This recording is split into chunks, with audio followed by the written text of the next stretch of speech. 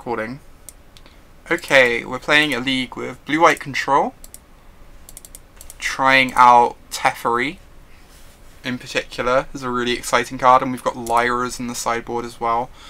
I think I'm gonna keep this hand. It's like a bit awkward on the draw, but we've got Field of Ruins to help our mana shake out correctly. We've got Fumigate on 5. It's like a tiny bit of an awkward hand, but I think we'll keep this. Ooh, we found a Glacial Fortress. I'm just gonna run this out. Tapped, I guess. You feel like Syncopate has to be good with people trying to play these linear aggro decks? Yeah, that's my thought. Lots of people are just playing things on curve for you to Syncopate. I'm going to cast my Searcher. It could get countered, but opponent won't have that many 2-mana counters that hit Search. And if we stick the Search in play, it's great for us, because now we can protect it with Disallow.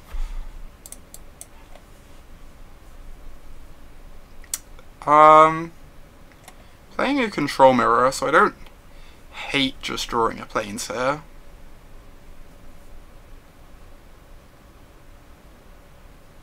I also want to flip Search soon though. I've got a couple land drops already, and I want to flip Search as soon as possible, so I'm going to put this in the grave. Cool. We drew a land anyway, so that's good.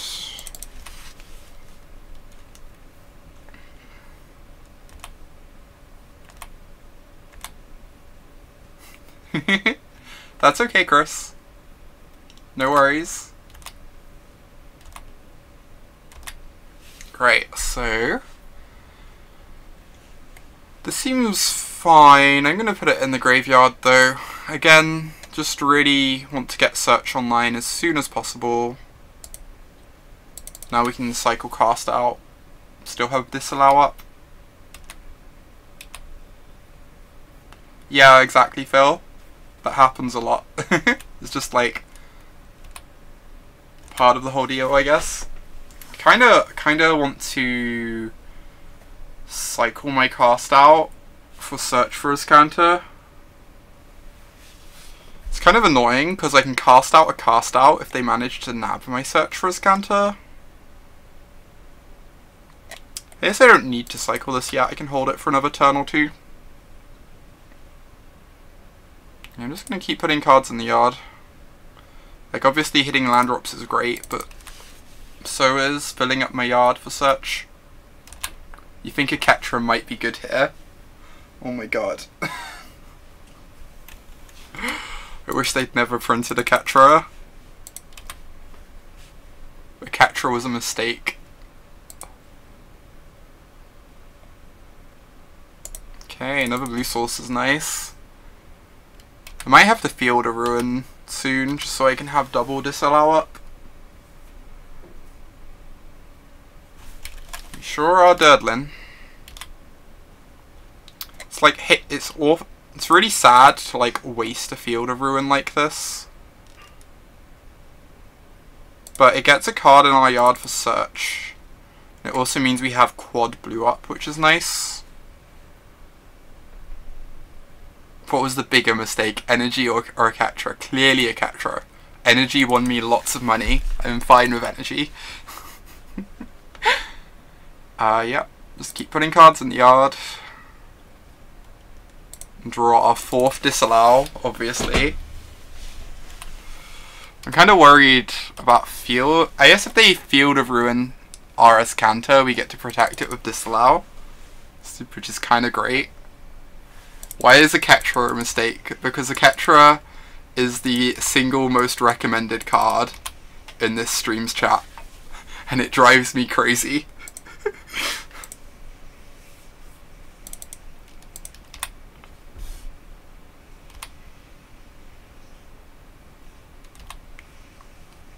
Nothing about the card a Ketra was actually a mistake, just the fact that for some reason a Ketra is constantly recommended for everything.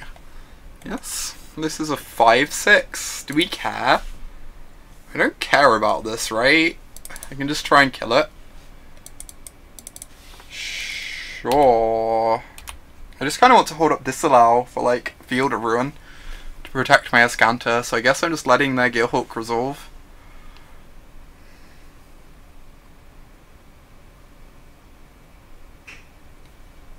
This is weird.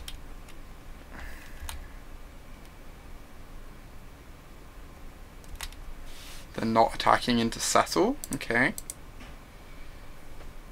I'm gonna activate this. They're probably gonna try and kill it. We're gonna disallow the Field of Ruin, then they're gonna counter my disallow, and we're gonna feel really sad. But hey.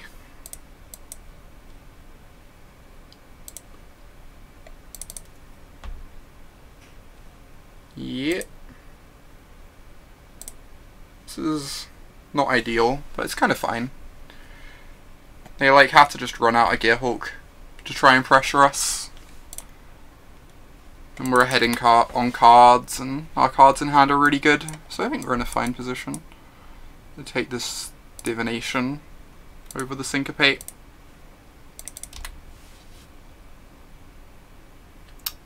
Orc. Tempted to jam Fumigate here, just to get cards out of my hand. It's kind of awkward if they jam a Teferi with Counterspell backup. It's like a problem. But we're able to deal with a Teferi, so that when you get a card out of Teferi, you thought I was actually playing Divination. This is true. Now there's Divination in Standard. I can't just call this Divination, can I?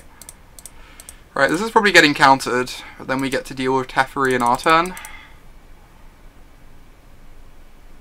Yep. This was my fear. So they're going to get to plus, draw a card.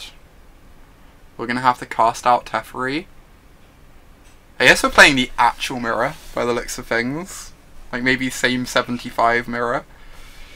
Except we have a Syncopate instead of a blink of an eye.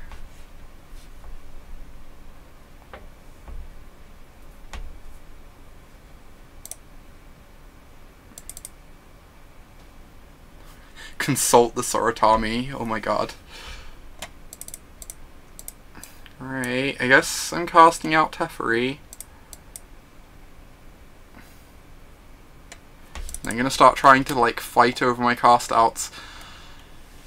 I don't know whether I'm playing this or not. Yes, I'm playing this because I've got these Illuminations I can cast instead.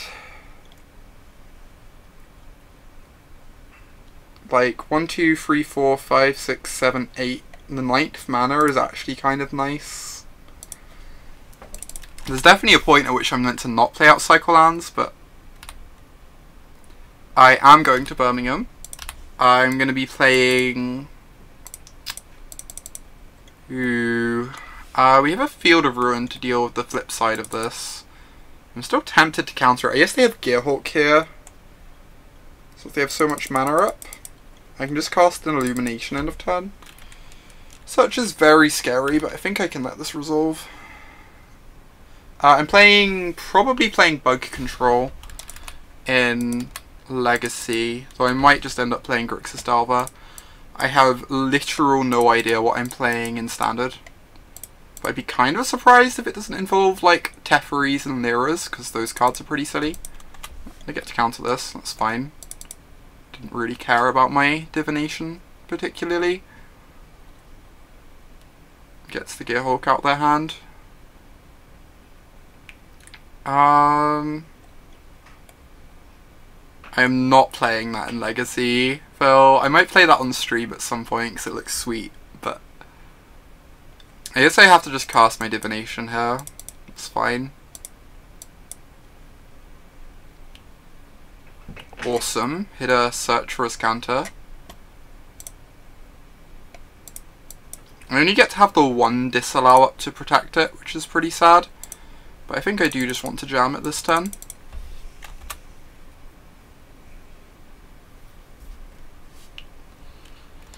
Oh, maybe I should have... I guess I'm not going to try and Field of Ruin them this turn anyway, though. If they were to somehow flip this by cycling a bunch of things. Because I'd want to Field of Ruin of disallow backup to protect my Field of Ruin from being disallowed. That makes sense. So I take 5. Don't really care. Just don't want to tap out of disallow, so I'm not going to settle there.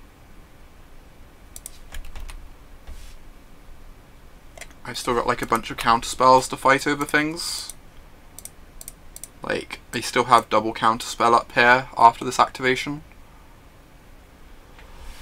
Oh wow, that's pretty great. So I want the Illumination or the Cast Out. I kind of want the Illumination. I guess the Cast Out makes me a bit safer. I can like cast out their Cast Out pretty easily then, if this resolves. I think I'm just going to take the Illumination. Just keep drawing cards. They have to discard end of turn.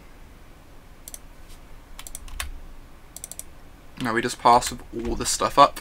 Yeah, an embarrassment of riches. I agree, Nucleo. It's pretty great. We're falling behind on time, of note, because I'm talking through everything, but I think we're in a pretty great spot here. There are also more cards into their deck, which makes the Rivulet scary. They've milled both Rivulets, actually. Huh, whereas we've milled none. So we're actually plus 8 cards on them, rather than plus 4. They can eat our seal away to Gearhulk and Illumination, so I think I'm countering this.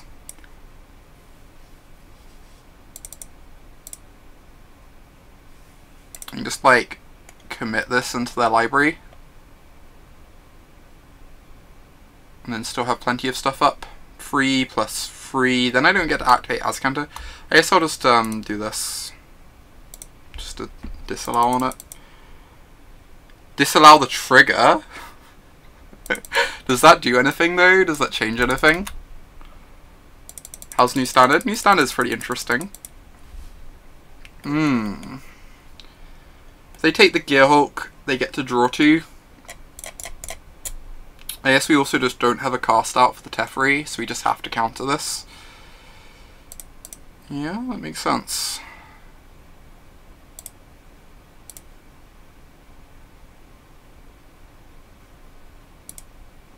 We're now at the point where I could see us losing this. Just because we're out of hard counters. We only have the commit, which is like weird counter. They get the card back. But they might just have lots of removal in hand. We've presented 0 Gearhulks so far, so it's very possible they just have a pile of removal and nothing else. They get to field to ruin us, but that's fine. We still get a card out of the deal. And because we have the 2 Rivulets, I'm quite happy just to grab a land here, even if it takes us down a card in library. We get a seal away, we get to cast our Illumination to draw 2. I guess we have to be aware they can memory to reshuffle their library to deal with the fact that they're losing the decking war. We've been through 2 Gearhulks. How many cast outs have we been through? We've only dealt with 1 of their cast outs, which is pretty terrifying.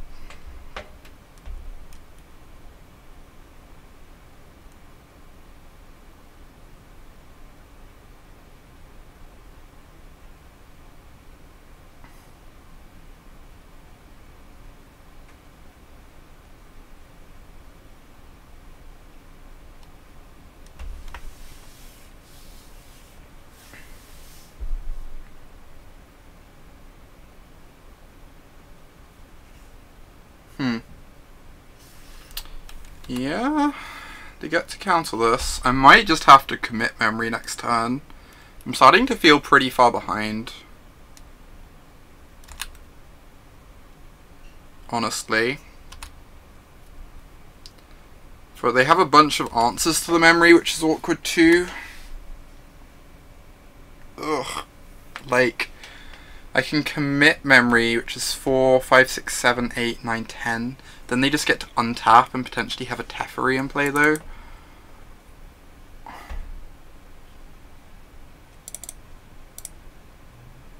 I guess I cycle this and see what I find. And you cast this main phase. I guess I don't have like that much. I guess I kind of want to hold up the Syncopate, right? So I just have to pass an Illumination at the end of their turn. I feel like I'm falling really far behind because I've already used up all my disallows. And they still have like one left in their deck, and they have a whole bunch of cast outs which are really threatening for the Teferi that's underneath here. Okay, Gearhulk's great. I wonder if I just Gearhulk draw 2 here to get my threat in play. They can Gearhulk counter it. I guess there's no need, because we're winning the decking war. Drawing this has definitely made me feel a bit better, so that's nice. I'll just pass the turn with my Gearhulk up now. Discard to settle the wreckage.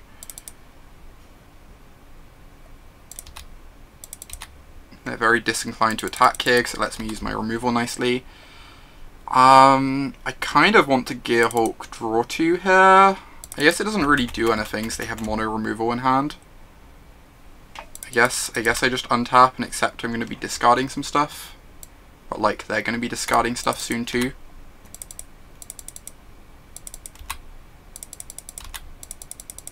Yeah, the Gideon emblems in the blue-white control mirrors get really weird. The fact that you have to like hope you can bounce your opponent's Gideon after both players have decked. Alright. I think I'm going to play this out. I don't really want to discard. And like, quantity of cards in deck is a concern. As long as we're able to counter their memory, we should be in a good position. I might sack this Rivulet in their end step now that they have a Field of Ruin in play.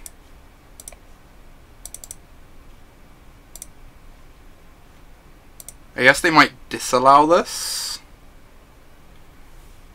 They did not. We hit their final disallow, which is great for us.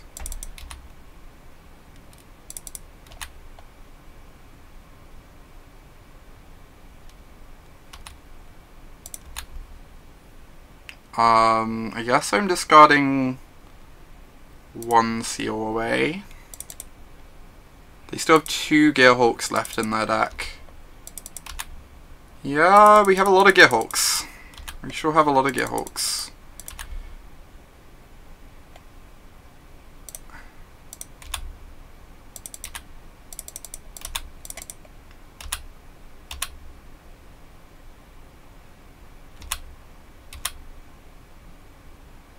They're gonna go for a memory at some point. I might start casting Gearhulks just to like try and get stuff out of their hand, I don't know. I almost just want to like cast out this Gearhulk. But that lets them cast out this to start copying counter spells, so I guess I just pass. This is so silly. I guess I could have cycled a cast out, but I also don't want to be like deeper into my deck. This is kind of stupid.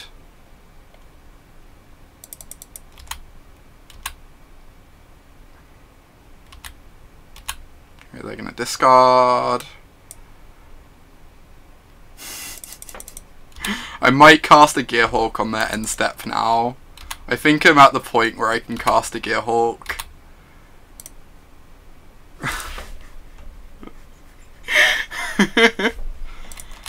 Like, if I get them to counter a Gearhulk, I think that's fine. Because it means there's less counters in the yard. I'm gonna let this hit me, and then in their end step I'm gonna start casting Gearhulks.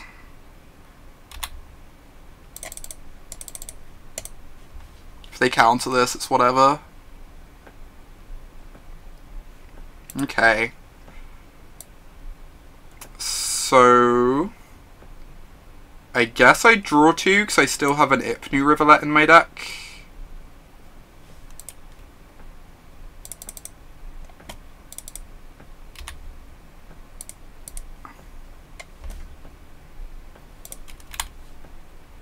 So I'm still like ahead in the decking war. Now we get to land Teferi, which is great.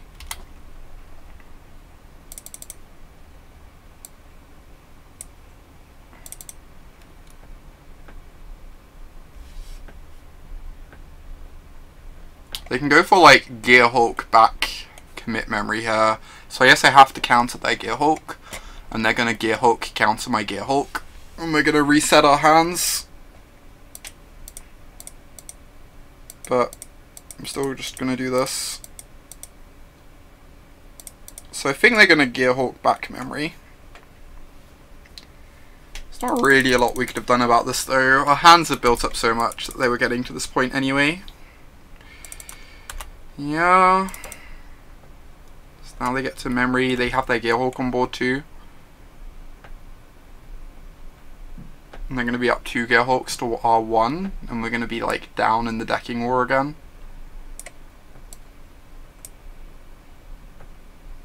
Honestly, don't know how we win this match in time.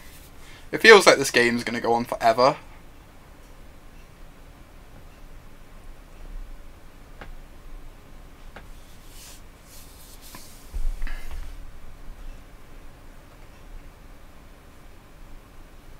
And like once this is all resolved, they have a Teferi under our cast out, so if they ever draw a cast out, they get a Teferi back, which is really brutal for us. So this is kind of orc.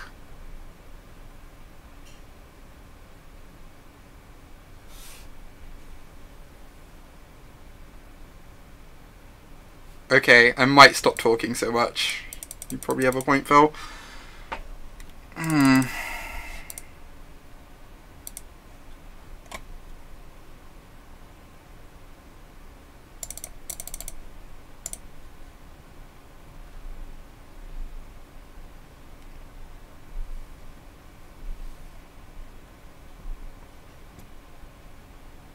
Alright, cast my Teferi.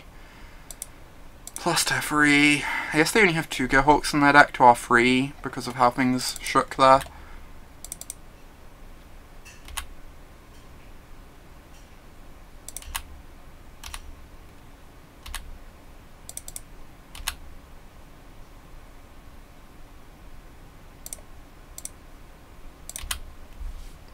Now we have like Settle with a bunch of counter spells up to protect Teferi.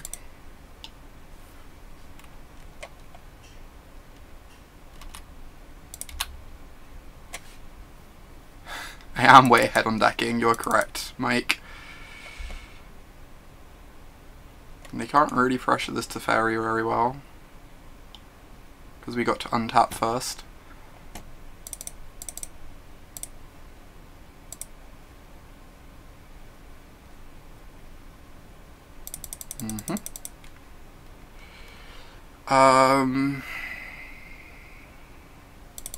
This is fine.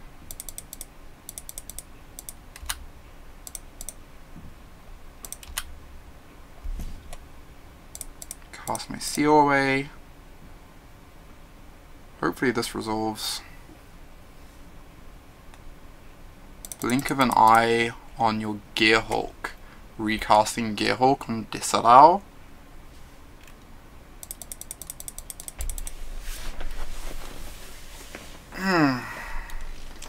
Sure.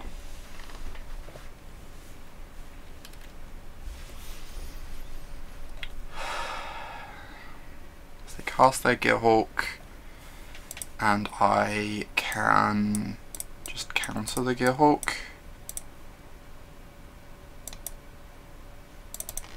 Hopefully this works. Awesome. Teferi lives.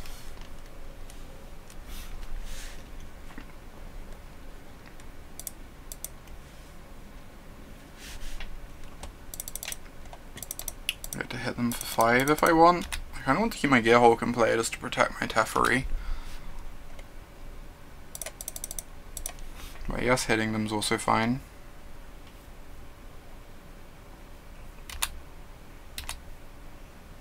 If they had another Gear Hulk, they would have cast it last turn anyway. This way I can get like another land if I settle. Now if I draw a bounce spell, I get to turn it into a Gear Hulk, which is nice.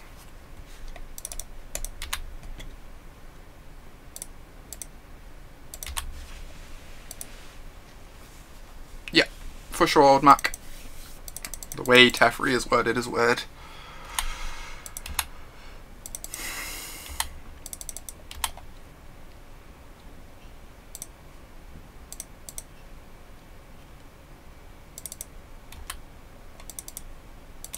Teferi only untaps tapped lands for some reason. Mike. So you have to tap your own lands to stop them being untapped. It's really weird.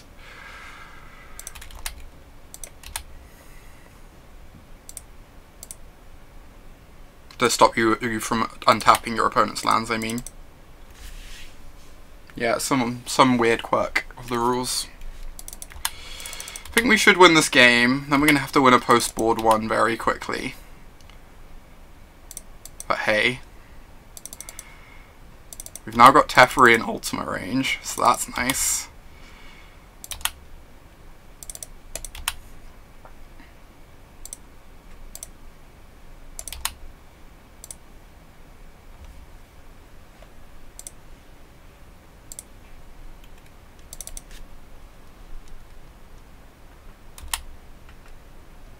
It is very odd, Mike, yes.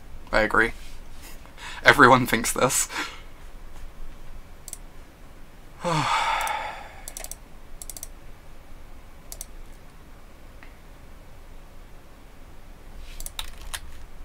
Right, time to ultimate Teferi, I guess. And then we can, like, Gear Hulk Memory, exile 7 lands.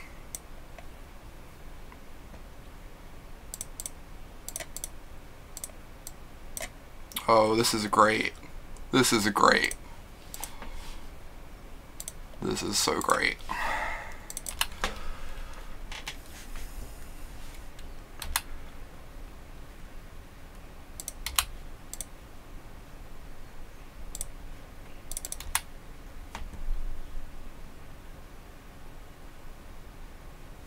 Just maybe.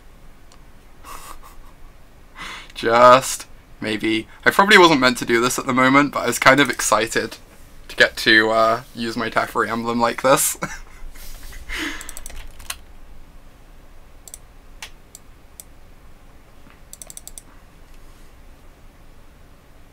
Like, my hand's probably way better than theirs. This is probably incorrect, but I also probably can't lose now, so there's that.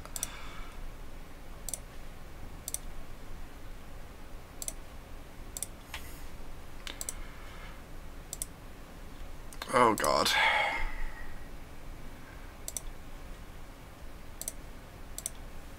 I know I should be targeting dual lands, but I can't remember which ones I've targeted. Okay, let's just do this.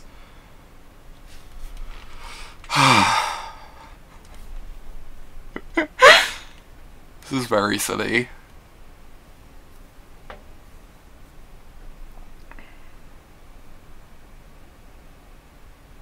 This is very, very silly. If they ever cast any enchantments now, we just exile them, which is great.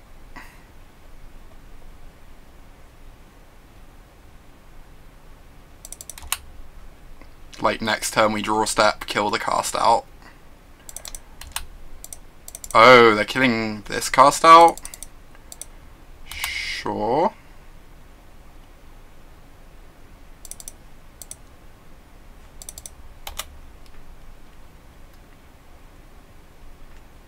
I should play the Rivulet so I can mill myself and find spells for this Gear Hulk.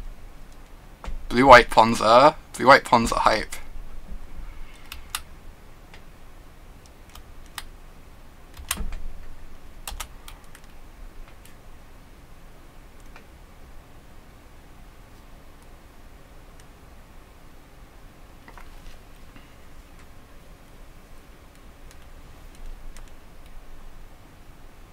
Next time we kill that Teferi.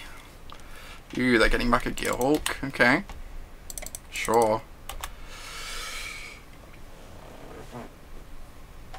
Autumn sideboarded into Fall of the Fran. I sure did.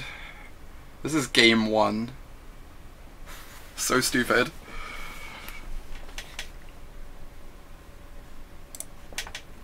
I guess I have to kill the Teferi first.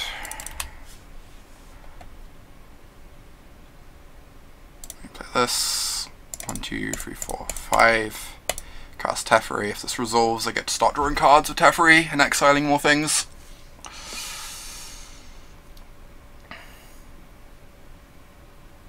I'm gonna mill myself to try and hit a counter spell for this Gear Hulk.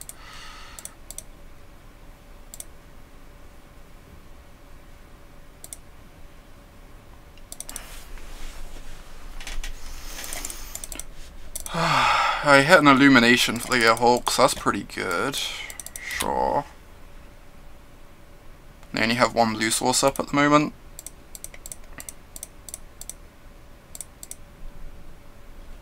So I cast illumination. They might have to crack a Field of Ruin here in order to get another island.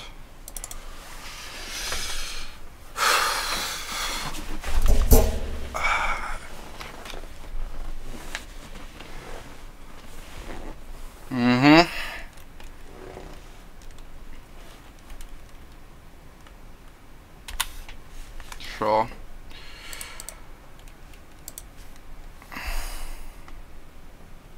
So they're going to counter my Gearhulk now. Oh, they didn't have another island. That's great for us. They only had another plains.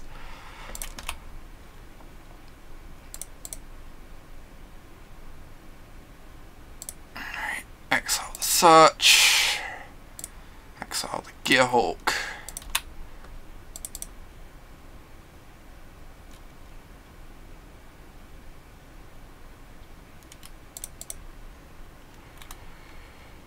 Attack with my Gearhulk.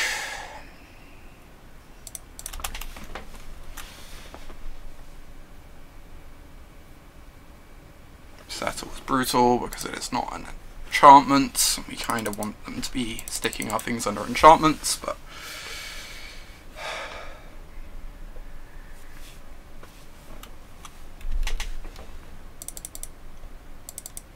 yeah, cycling cast out is kind of great, right? For sure. I guess it puts us a card down in our library, which is the downside. Actually, I'm just going to hold it in hand. Okay, let's kill this.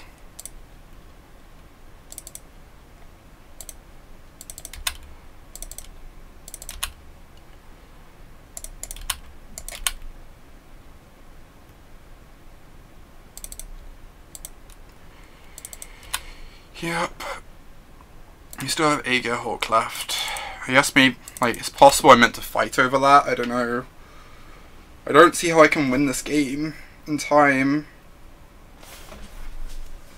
I guess I'm just hoping for them to mill out. They can't kill me other than trying to deck me. I might have to just counter a Rivulet here, which is fine. I feel like I just have to counter a Rivulet. Yeah, it feels that way, Mike. It feels that way. Eat for your blue sources, I guess.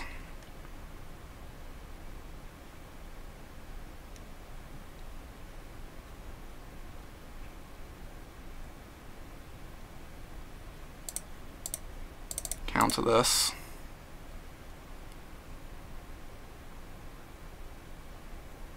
Gearhulk. Gross.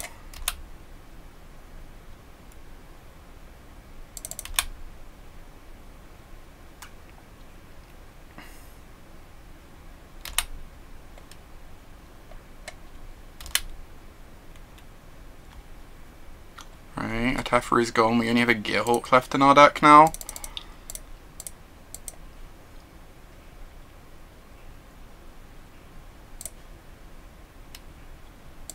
I'm just gonna die to the Rivulet, I think.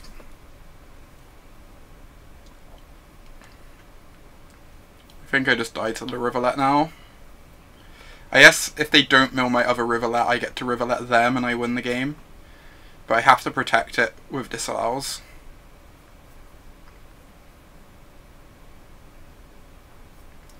I'm running out of disallows.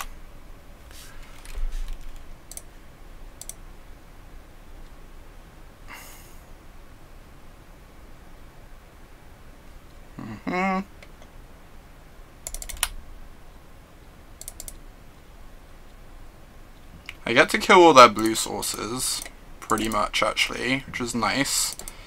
Did I mill my other Rivulet? I did not, so I can actually win this game. Do I counter this even? They just draw 2, which is fine, because then they die. Drawing 2 is like actively bad for them. Yeah, if I eat the blue sources, my opponent can't fight with disallows. So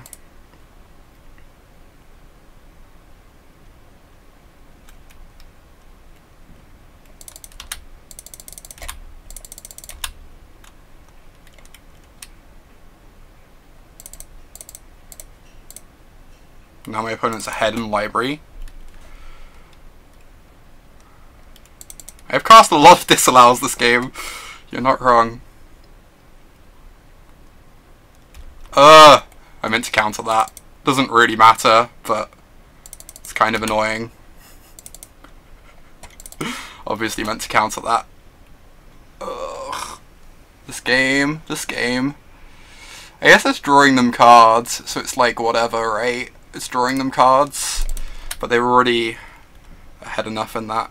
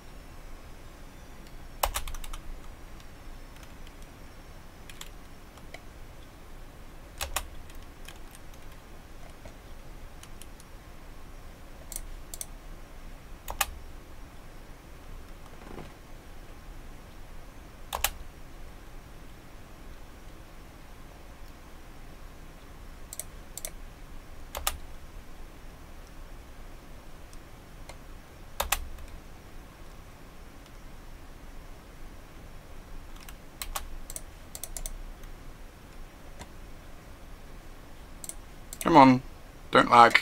Don't do this to me.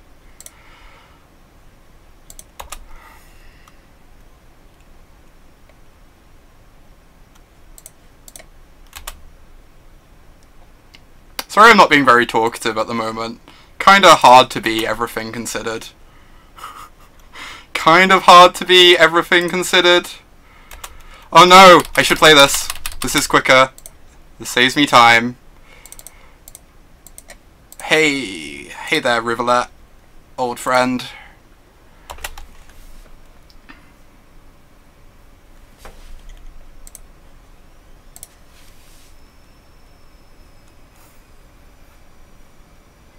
Right, do not know how we win a game in 2.5 minutes. Do not know how we win a game in 2.5 minutes. Just to be clear. Just to be 100% straight up about this.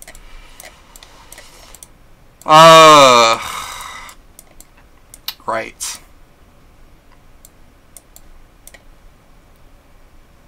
F6, F6 for everything, play nothing. It is uncertain if our opponent can actually kill us in time if we do that. You just have to not lose 2 games. That's a good point. We might just end up F6ing a lot. Remove all stops. I think I'll just F6 really aggressively. It'll be fine.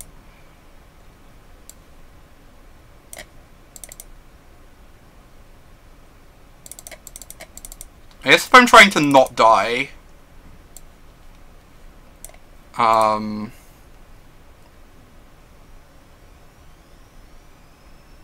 you have an F6 off. Yeah, I think I actually have to be casting stuff. I just have to do it, like, fast, though. I have to get one more card. Maybe it's just another seal away. Whatever.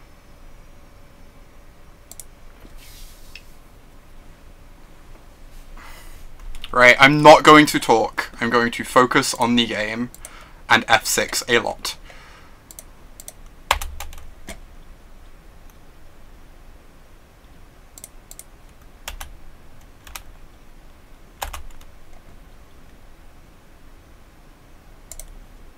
Just blindly jam my spells. Hear me aggressively punch f6.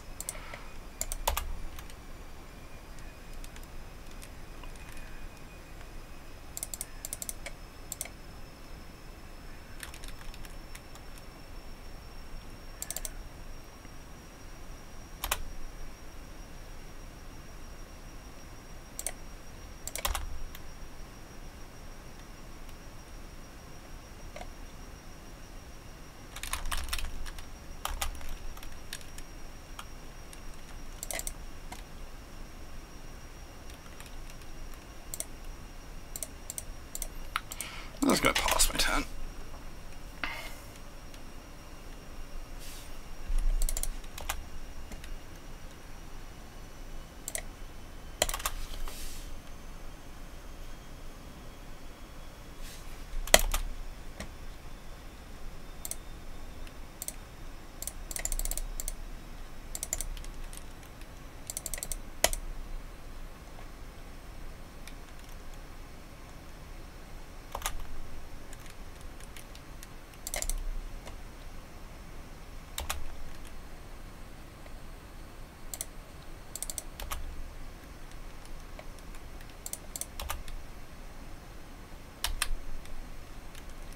Okay, that's fine.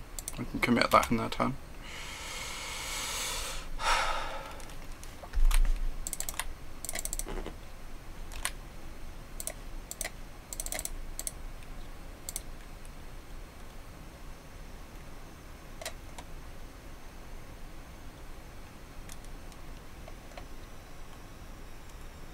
Not talking much because time is of the essence.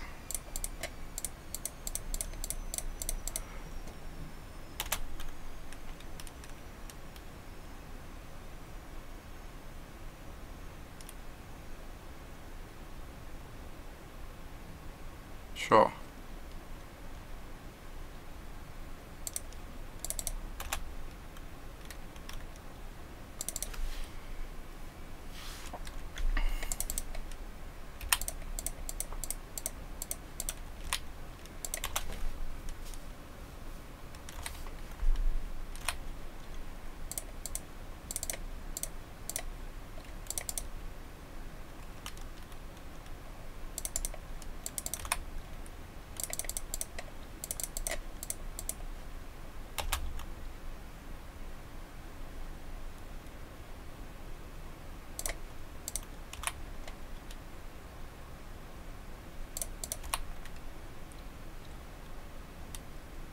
Mm-hmm.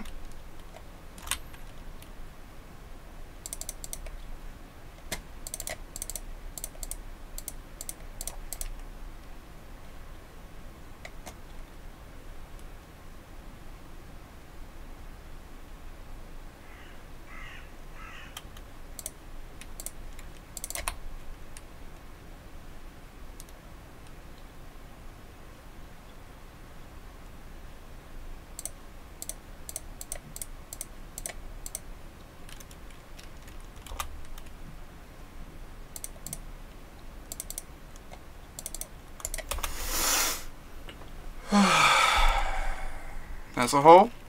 Sure.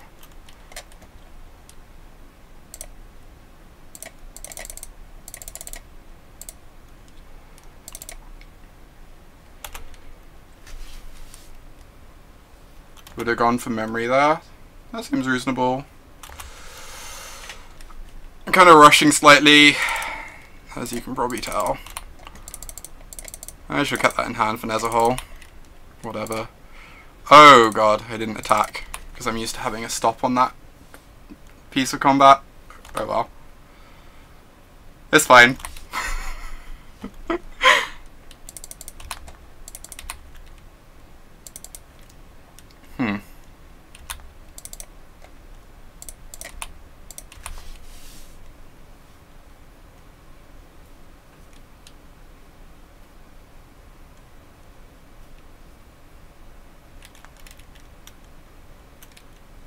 Cool.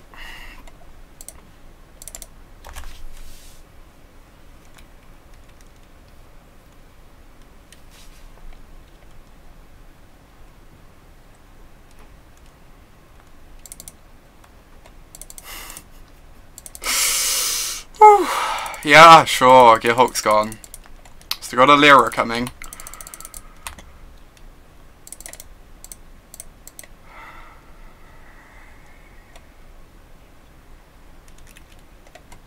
Alright, this one I probably need to counter.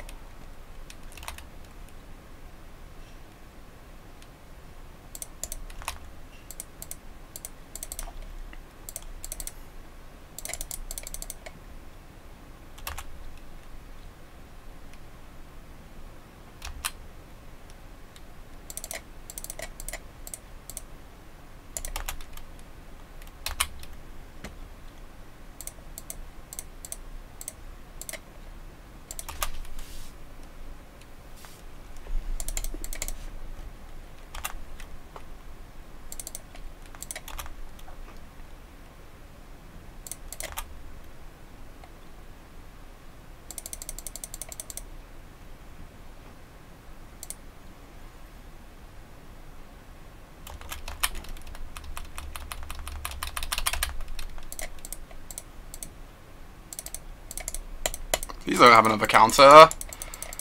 God damn. Oh. Alright, alright. These.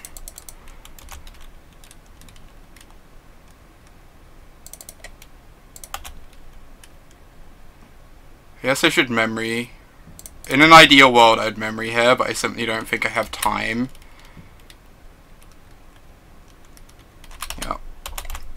I can blink one of my cast outs in a minute.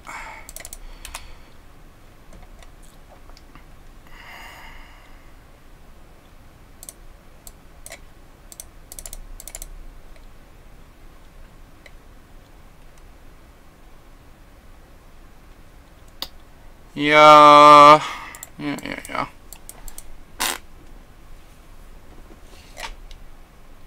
Oh my god, we made up like 5 minutes that game, or 4 minutes. Made up like 4 minutes that game.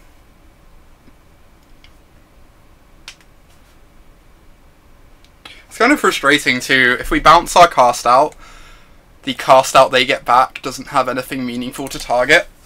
So it's like we've just gotten like a clean like 2 for 1 as well. I don't know. Yeah, this is why I normally don't play these sorts of decks. I am not made for this sort of mirror. Wait, what?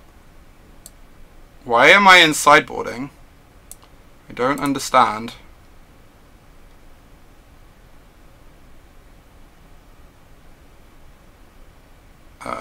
Whatever. I'm not winning. Oh, yeah, I know I won game 1. I just assumed I lost the match because I lost that game. Oh well. That's very frustrating. I'm really happy we won game 1, though. This is like why I don't normally play these sort of hard control decks.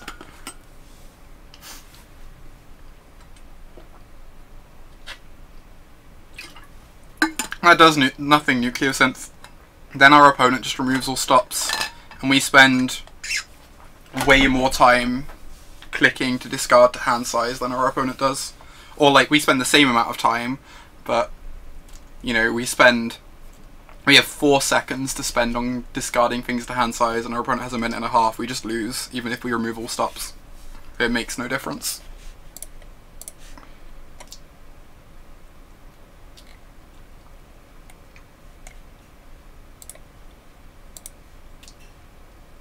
I'm really happy we managed to navigate our way to win game 1 though. Sounds kinda clunky. I should put some stops back onto Modo. Please don't. Okay, they are not on a control deck, thank god. Not I do not have it in me for any more control mirrors right now. Might have to just cycle a cast out here. So I can like keep hitting land drops and search for like maybe some free drop stuff. Free mana interaction. Oh, they're going to be on Metalwork Colossus. Okay, I'm going to cycle one of these because we need to hit our land drops anyway. Playing Storm. What? Is this like Aetherflux Reservoir? Yeah, it might be Aetherflux Reservoir with only islands. Huh. I have to counter this one, right? Because this is the one that lets them do dumb stuff. It also doesn't draw them cards though.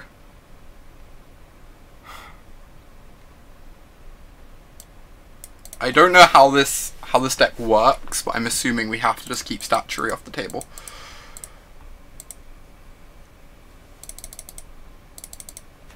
I don't know. I've not seen this deck list before. I don't know what's in it.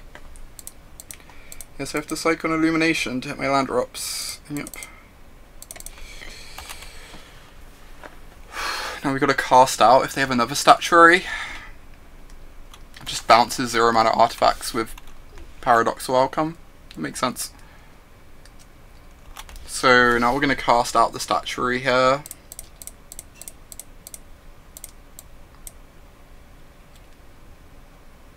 Just keep this thing off the board. That makes sense, just draws lots of cards of outcome. Tries to storm you out. As long as we keep Statuaries off the board though, should buy us a lot of time. If we hit a couple running land drops, we'll have Gearhulks to start countering their stuff.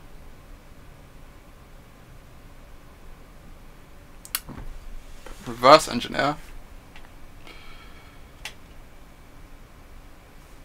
I feel like we're just gonna. I think I'm just gonna counter this. No, bounce this with a blink. Could just hold up Disallow though. Disallow probably safe enough. Counter the outcome. I feel like Teferi is just much better than Dovimbarn. Like Teferi is actually a good card, so pretty disinclined to play Dovimbarn instead.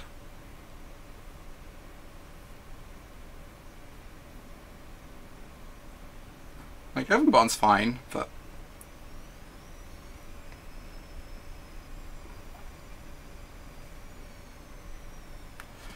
Alright. Let's blink of an eye the statue. I know they have outcome up, don't they? Because it's an instant. I think outcome's an instant. So now we just have to hold up this forever. That sucks.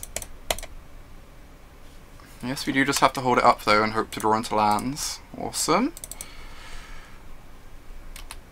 They run commit to get back Reservoir. Huh. That's pretty interesting. Yeah, outcome is an instant. So we just have to hold up Disallow for a while. It's fine. They're not really pressuring our life total at all. So as long as we like draw some lands, we're in a decent spot.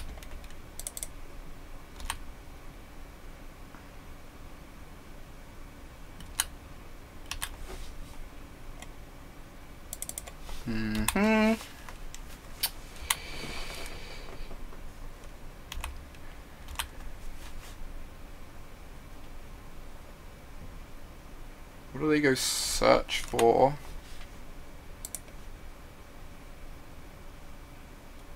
An Aetherflux Reservoir, okay.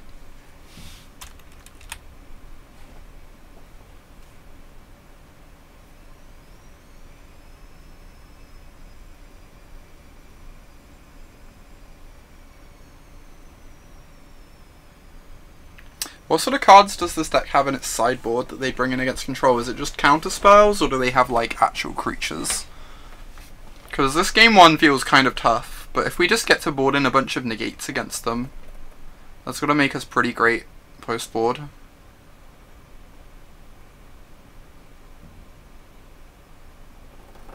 Another reverse engineer. Barol's expertise. Guess that's fine. They get to draw a couple cards. But Doesn't seem like something worth fighting over. Now they can cast the Reservoir. They can bounce the Reservoir with the Blink though. So this is 1-2. I'm just going to let this resolve. That might be a bit dangerous. But I've got Blink of an Eye to bounce it if it ever gets really scary. And I kind of want to hold my Disallow.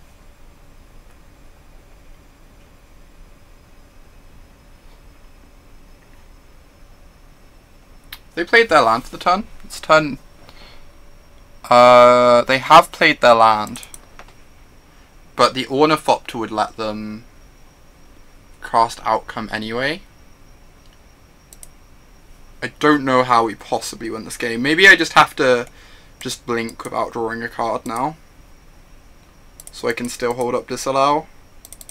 Feels kind of rough, but...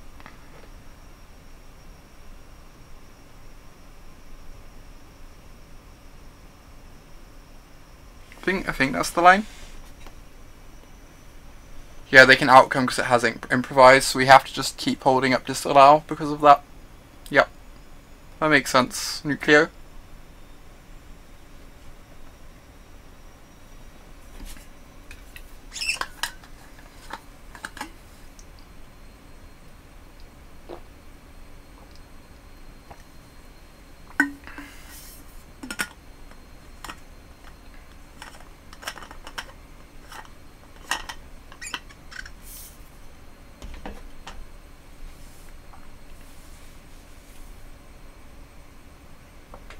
Right, opponent's tanking. Okay. So, what do they find off their Crane? They find another Prism, which is pretty decent for them. They get to recast their artifacts, which was great with the statuary.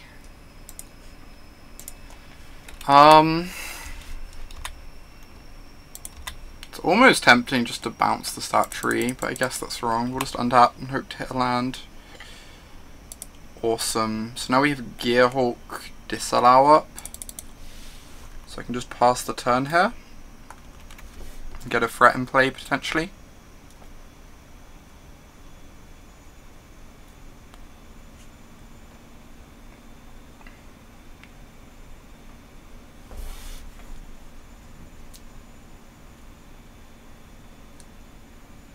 So they cast the Aetherflux Reservoir.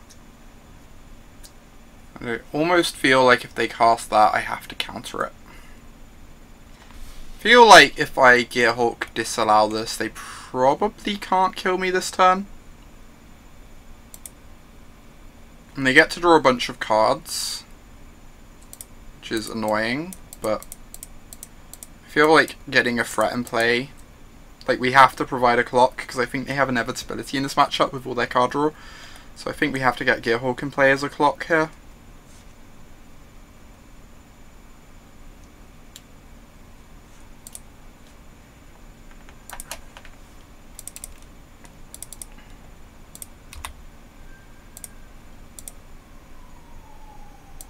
Hopefully this should buy us a turn, so we can untap and have both of these up. Huh. Why would they not just commit the Gearhulk? I guess maybe they figure they don't care about the Gearhulk, because they're going to kill us. Could be dead. Yeah, we could disallow the res trigger. Maybe that would be fine.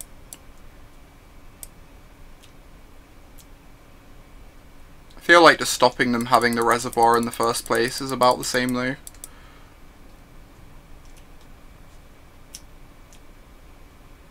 Yeah, the activated ability, I think that's probably what Spleen Cheek meant. If they find, they need 2 0-drops here to kill us. They didn't find one off the Crane. Hopefully we get to untap.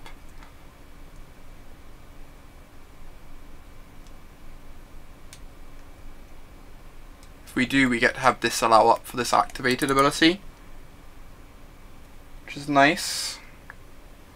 No, okay. They need one more spell. which they don't have, thank God. Okay, now we have... Can blink of an eye the reservoir, I guess? Let's attack with the Gearhulk here.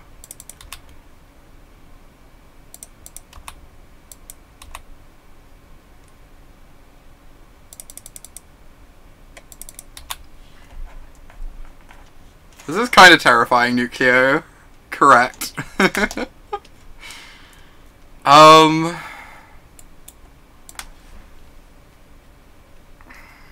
wondering if I blink of an eye anything. They only have one spell in hand.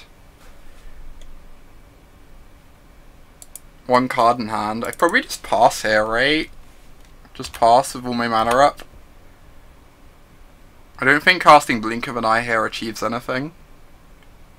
Oh, opponent can memory. We can counter the memory though, which is good. Maybe we're meant to bounce the statuary. I guess they recast statuary and then memory anyway. And we're countering memory. No, if we counter memory, we die to reservoir though. It's actually really awkward. I guess when they cast memory, we get to bounce reservoir. Maybe we're meant to bounce reservoir now so they can't cast memory this turn. I guess that makes some amount of sense. But we just, no matter what, we can never counter the reservoir activated ability and the memory in the same turn. Unless we draw another counter spell. Wait for them to cast memory and bounce. Yeah, I think that's what I'm going to do. I'm just worried that, I guess if they activate the reservoir, we bounce the statuary in response to they can't memory this turn. That's the actual line, right?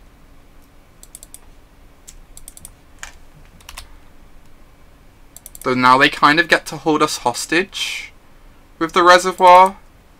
So I almost have to bounce the statuary now. If I bounce the statuary now, then it means they can't memory this turn at least. Because they'd have to recast this to cast it. So I think I'm doing this. Because otherwise they just get to hold us hostage with this ability. Whilst they cast memory. I think this makes sense.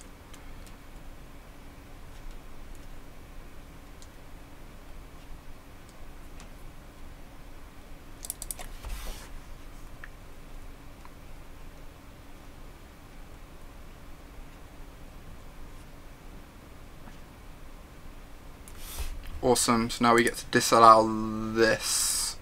Provided they don't have a commit here. I guess we're meant to cast a blink before they can activate this. Because now they can commit this disallow and kill us.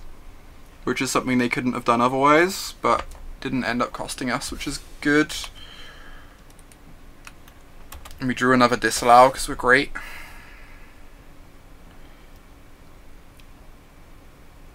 Statuary's back in play.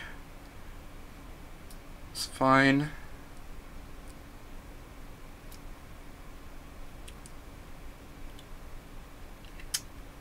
If they have a paradoxical outcome, it's kind of brutal. But otherwise, I think we're in a decent spot here. It's like specifically paradoxical outcome we're terrified of. Okay. They do not have a paradoxical outcome. And now we have counter spells in hand for the memory, and we're pressuring them with the Gearhulk. So I think we're now in a really good spot. Now that we've managed to untap from that turn. So we swing with our Gearhulk. We have Gearhulk disallow up to deal with their memory. So as long as they don't draw an outcome or another commit, we should win this game. They have to draw it like this turn as well.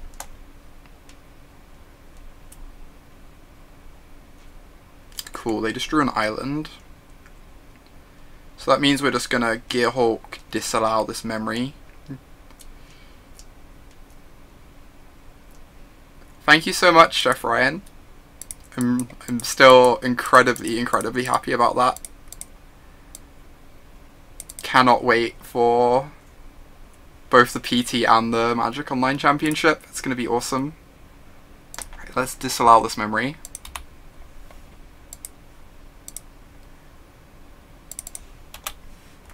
Now, if we draw a cast out, they're dead. Even if we don't, we have this disallow, which deals with whatever spell they cast next.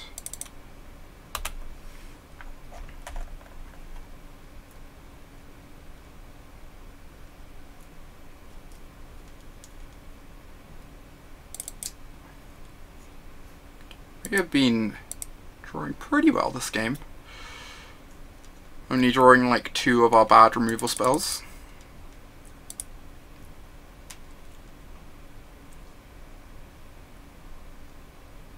Oh my god. It would be so bad, Phil. It would be so rough.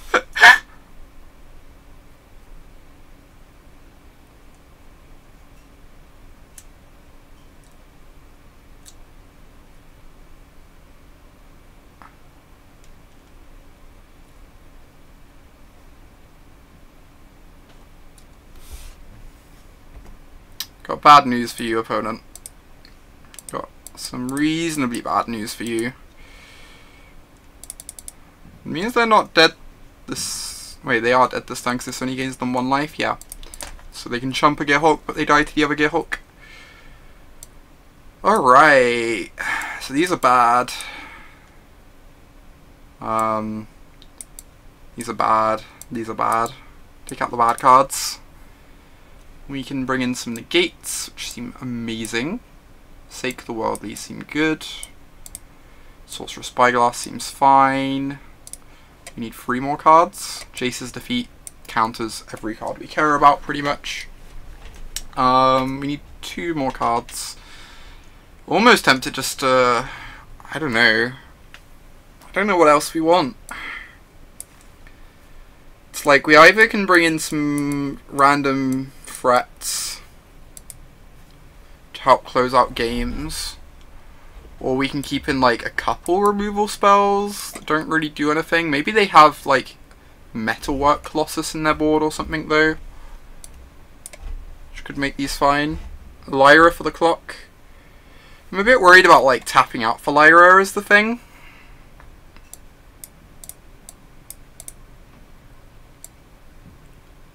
I think I kind of just want to bring in COAs. They seem really... keep in COAs. They seem really, really bad. But I just don't see myself ever tapping out for Lyra, specifically, in this matchup. And, like, we'll have times when we can randomly snag an Ornithopter they've tapped to Statuary.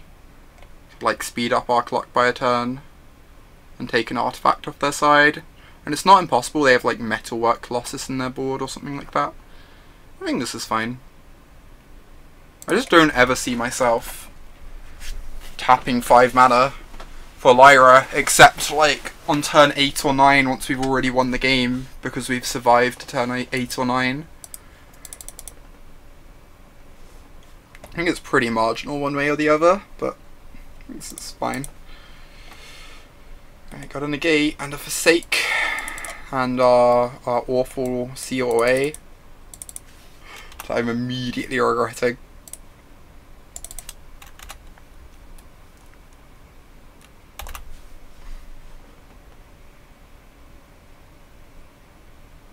That's a Crane, and start pressuring us.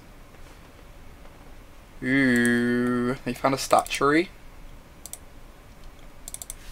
Geese. If they cast the Statuary, I'm just going to negate it.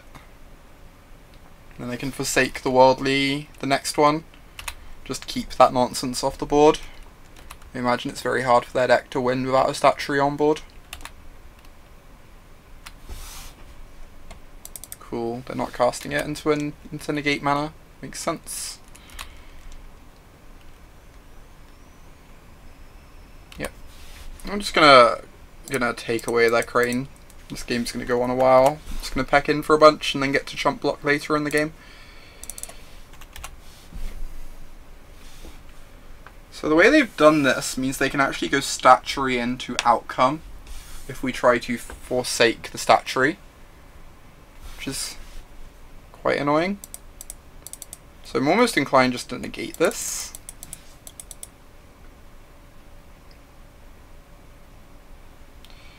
Sure. I'm gonna negate this. It's also possible they just have Spell Pierce up, in which case we're pretty happy getting it out of their hand.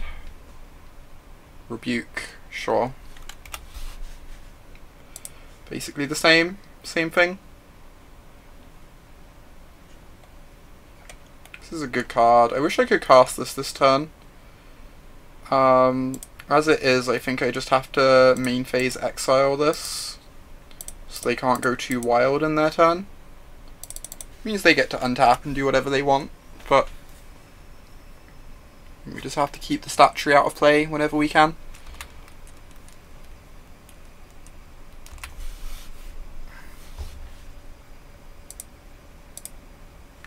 Ooh, this one's scary. This one is very scary. You get to start making some treasure, grinding out some card advantage. Yep. I'm almost tempted to cycle an Illumination here, because I'm probably casting Search next turn. I kind of want to try and find a counter spell if I can. What? That's kind of brutal. Turns off our Gearhulks. Still gonna cycle this, I think. I just want to find a counter spell to back up my Search with. Didn't find one. Still just gonna cast Search. It's a bit scary, but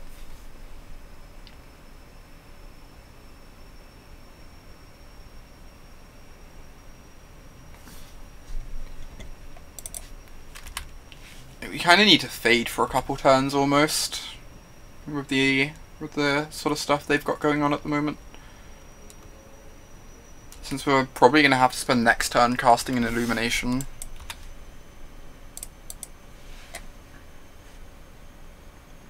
Cast Out. Cast Out's good. I'm going to keep that. Then I'm going to pass the turn. When they go to activate their treasure map afterwards, I'm going to eat the treasure map of the Cast Out, I think. I'm not attacking with Glint Nest Crane is weird. I guess they don't want it getting sealed away, but I don't know why they'd care about that. I must admit, based on how this game is going, having a Lyra instead of a seal away would probably be a bit better. I guess I'm just gonna do this now. It lets them know, like, it lets them know. Did they scry to top or bottom? They put a card on top? That's so rude. I'm just gonna do this. It's kind of scary because if they left something on top, it's probably like an action card, but we don't actually have a counter spell in hand. Our opponent's kind of in a spot where they can afford to just jam their spells now.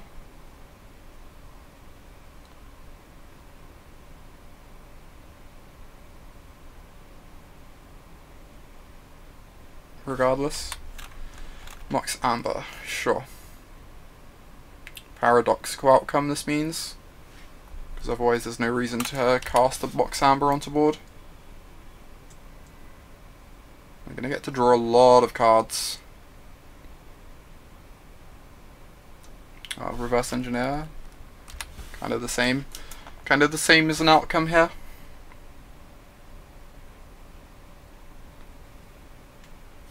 Okay. That's a way to play a longer game. Not going to cycle this Illumination. If I don't find a counter spell, I'm probably just going to end up casting the Illumination next turn anyway. I'm not going to put Negate in my graveyard because that sounds awesome. So yes, we're just going to pass the turn with Negate up.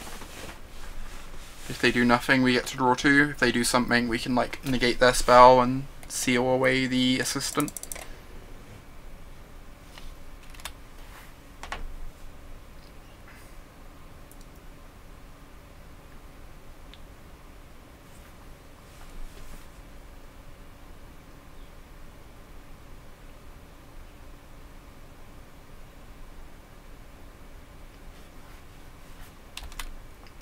Right.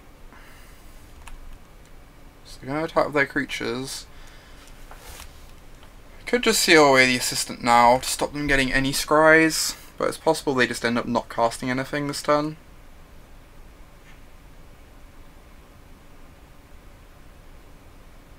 I'm going to counter that. It means I get to get rid of this assistant this turn. This is fine.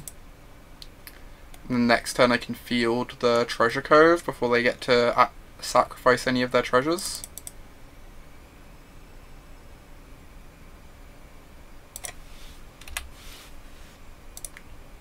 Okay. So we get to eat the bird.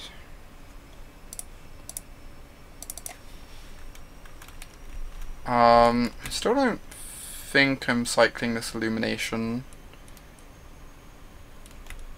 I think I'm gonna need it to like recoup some cards here.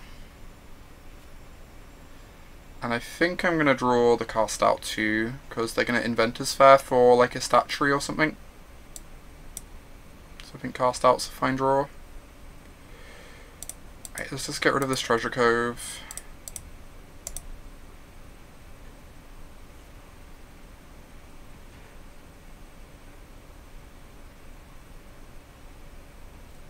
Get another island. Pass the turn.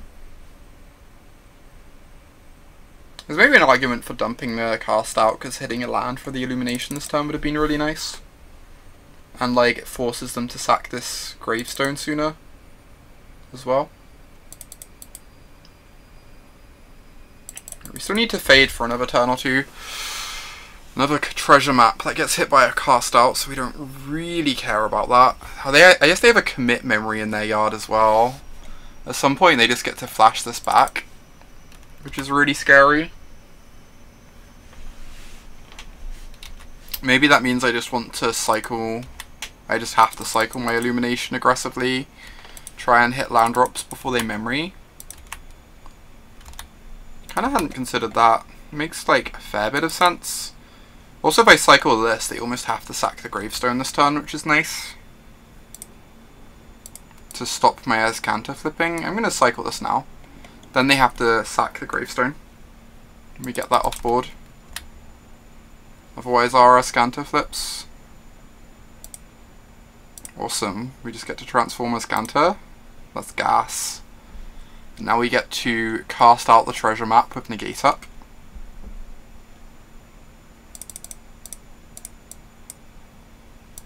I guess I let them resolve their scry before doing that.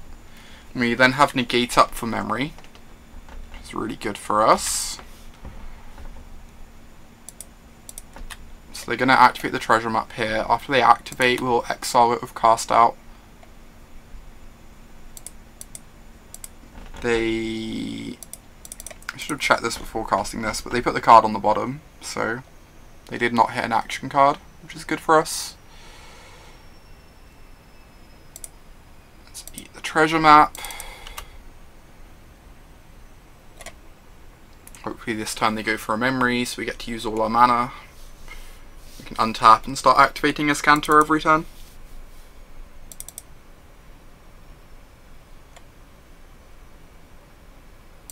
Yeah, we are 100% countering that. Gonna take 2 of their critters, which is fine. Obviously Gearhulk shut down by Gravestone, but that doesn't really matter because we've got Azcanta online.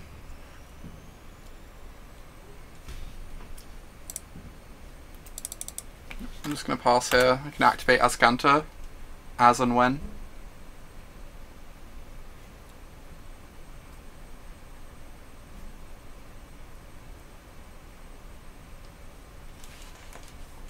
They're going to hit us to 11.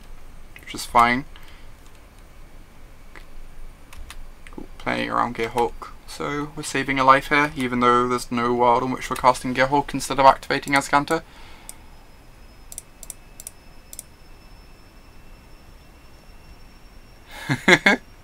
No, we've just been playing at a reasonable pace, I guess. Most of these turns we've not had that many decisions. At least in this game. Game 1 was a bit tougher, but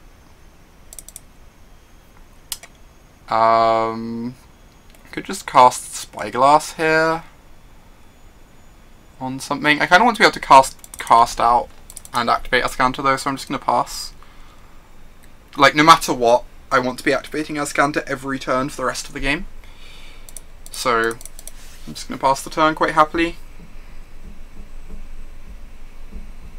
Prophetic Prism, sure.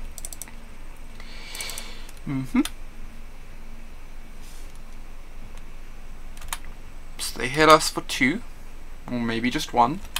1 is also fine. Means we just get to keep activating Azcanta. Can honestly almost just run out Gearhulk to start pressuring them, but this is more fun. So, I'm going to do this instead. This is like way more fun.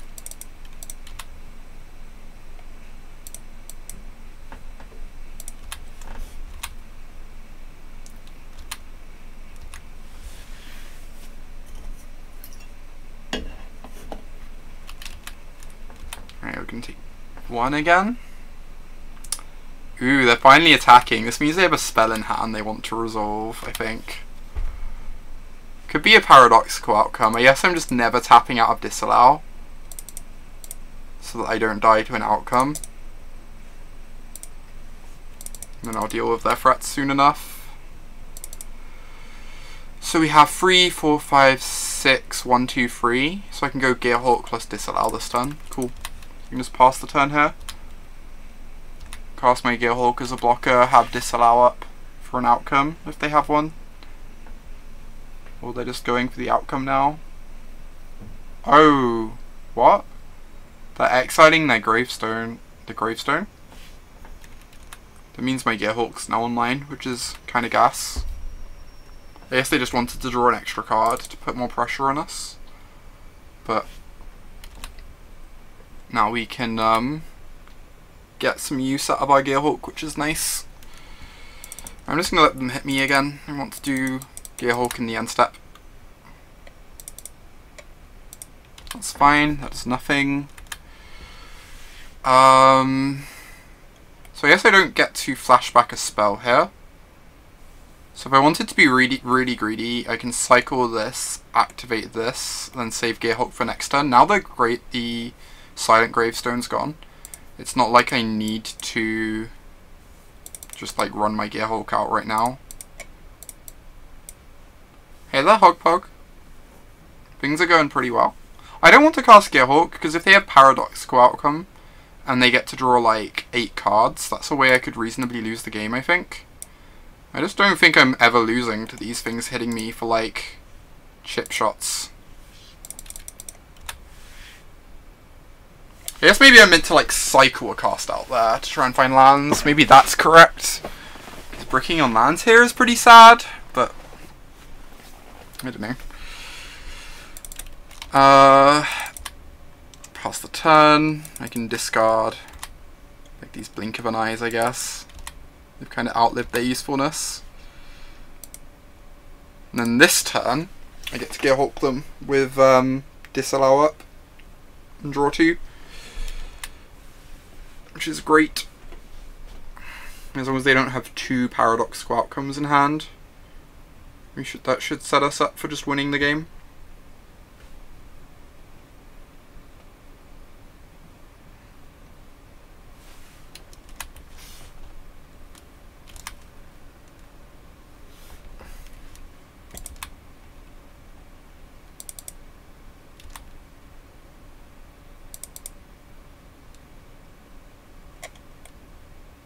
That's one we kind of have to counter, right?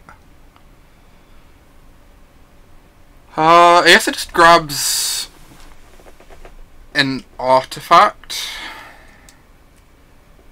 So it's fine. They grab some random crappy artifact, then we still get to go Gearhulk with Disallow protection at the end, and then untap and cast out this. I'm gonna let this resolve. I know it looks really weird, but if they have a paradoxical outcome in their hand as the final spell, I don't know. I just kind of want to be able to get my Gearhulk out this turn. And I can just cast out this anyway. I don't think them getting 1 trigger really matters. And this way I can get my Gearhulk down whilst just holding Disallow up forever. Which is really nice.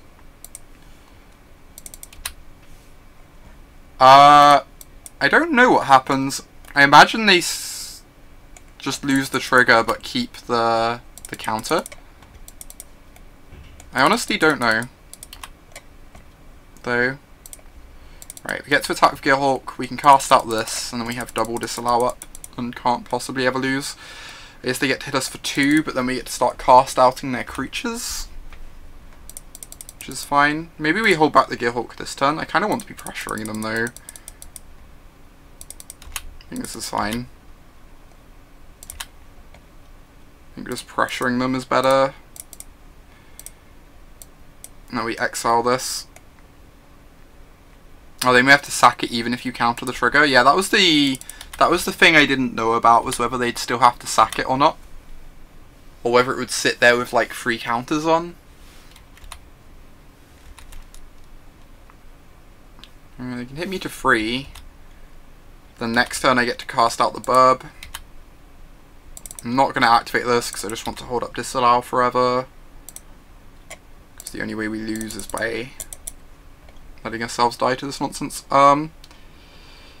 So let's... The only way we lose is by letting them resolve a paradoxical outcome. So there's just like no reason to let them potentially do that.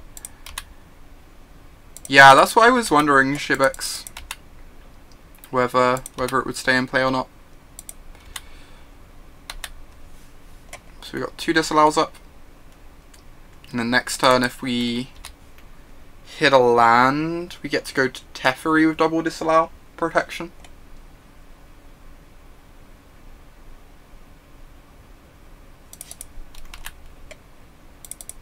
We even get to activate our Scanter end step with disallow still up.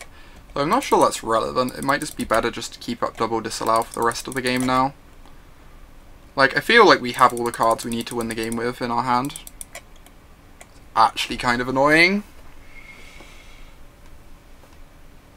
Because it's a flyer, another creature. I guess I just Teferi it though. I just let this resolve and Teferi it, and it's fine.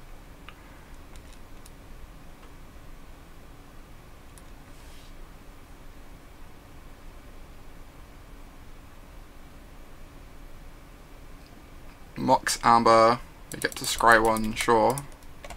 This also motivates them to play their random crap out of their hand, which lets us know how many cards they have in hand. Which is kind of nice, because it lets us know how many disallows we have to be holding up to not die to an outcome. Yeah, this is great. This means we know we just don't have to hold up disallows anymore because they don't have an outcome in hand. So we get to activate Azcanta, disallow this. I guess disallowing the Baral doesn't achieve anything, but we can take the Jace's defeat or backup Teferi. I guess I'm taking the backup Teferi, and then this Baral's gonna survive, and that's fine. They have scryed to the top, so they like their top card. So I can hit them for 5, and then they have to start chumping as of next turn. But because of like Teferi, it puts them in a really awkward position where Teferi can get a chump blocker out the way. So we get to cast our Teferi, get rid of one of their attackers, so they can only attack us for 1 now. Next turn they have to chump this, which means they have to leave the Baral back anyway, and the Teferi can get the Baral out of the way. This opponent is reasonably dead here.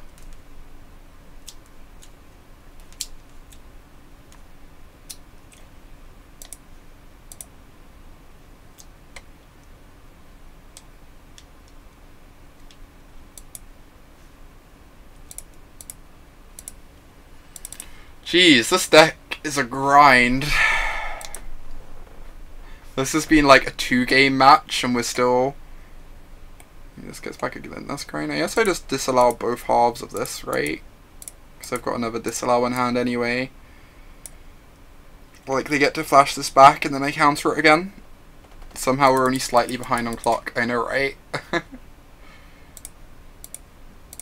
I'd probably be playing faster if not for the fact that, like, we're 100% winning this game, so...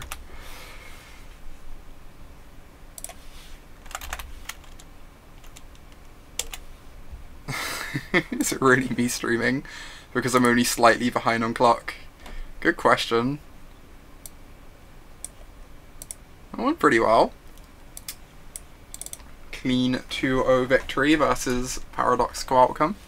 Though we didn't actually see them cast a Paradoxical Outcome all match, which is surprising. I assume it's in their deck. We're 100% winning the game. Opponent literally scoops 5 seconds later. Oh my god, Dave. Thank you so much for that massive host. That's amazing. That's such a big host. To everyone joining us, we're trying out New Standard. First time on the stream trying out New Standard. We're playing Blue-White Control to try out Teferi. And we also have some Steel Aways and Lyras in the board, which is kind of awesome. Hey there, Cambo. Yeah, sorry about that, Badger. It's a pretty interesting match though. I was really scared the second game that, like, at any point you could draw a Paradoxical Outcome. Like, your deck's pretty scary to play against. This is a fine hand. We can cycle the cast out to keep hitting land drops. Thank you so much, JMM. I'm really, really excited about the PT and the MOC.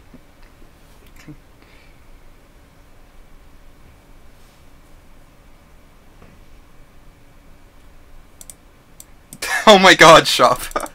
Yeah, I'm not aiming for one. Like, if I was to get 1,124 subs, then, you know, but I'm not aiming for that. I should, like, maybe reword it or shift things around to make it clearer, I guess. Ooh, is this mono red? Might be some mono red action. Likely to end up cycling this cast out if they don't do anything we have to syncopate. Yeah, I was wondering, I was almost surprised you didn't try and stop search flipping. But I'm not sure how clear, like, whether it's clearly correct or whatever. It's, like, really close. Shutting down my Gearhulks does make it a lot harder for me to, like, win the game. So keeping the Silent Gravestone in play seems fine. So it's kind of, like, a tough decision, whether you sack the Gravestone there or not, Badger. Awesome. Hit the land. Like a professional. That Syncopate was kind of gas. That was so much better than an Essence Scatter. I'm just gonna cycle this now. I just want to keep hitting my land drops. And we've got a bunch of counter spells to stop anything hitting play anyway. Awesome. I guess we could play the field here. It probably doesn't matter one way or the other though. Syncopate X = 1. Thanks for the cheer, Nucleo. That's a Phoenix. Kinda just want to, like, commit the Phoenix. I guess we can use commit to deal with something that sneaks through our counter magic, though. It probably doesn't matter either way. We probably can't realistically lose this game regardless, but I guess I'll just disallow it. Oh my god. That is the actual best draw on our deck. And I'm going to tap correctly for it. Confirmed actual best draw.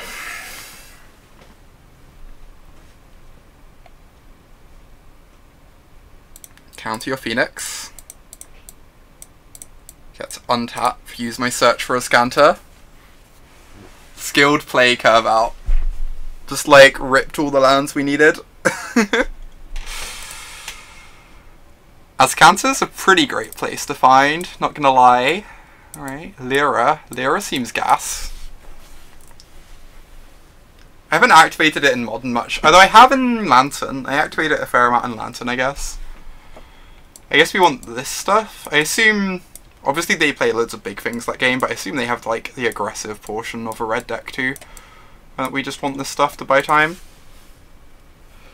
We have not got to double a Scanter off Teferi yet. We did, we altered a Teferi earlier, and we exiled, like, all 15 of our control opponents' blue lands.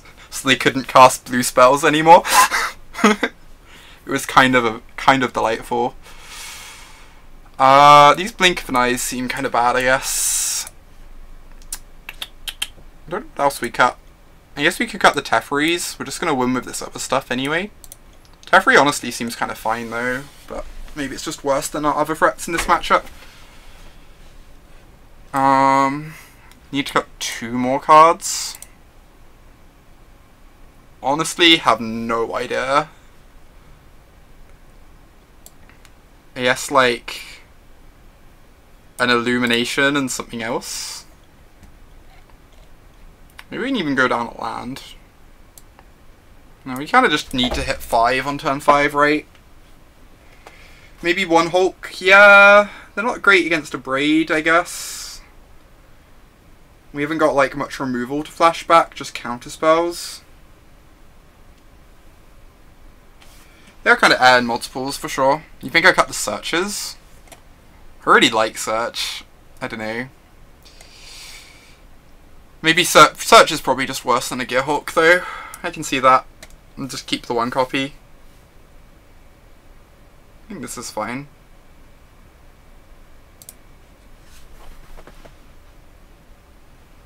No, I'm kind of iffy on some of the sideboarding, but kind of I just copied the stack off the 5-0 lists.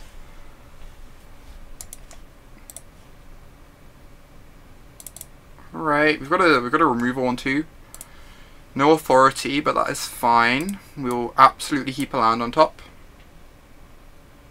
That makes sense, Freed.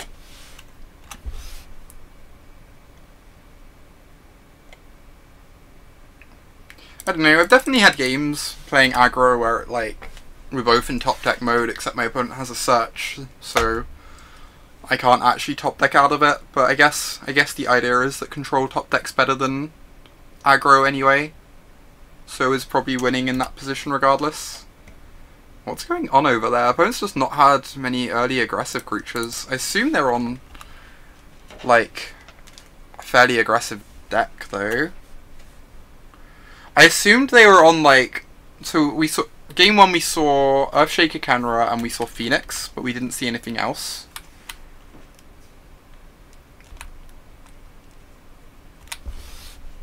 So we're not like entirely sure what they're on, but I assumed it was just like mono red style list splashing white. There was a 5-0 list recently that was mono red splashing white for just cast out.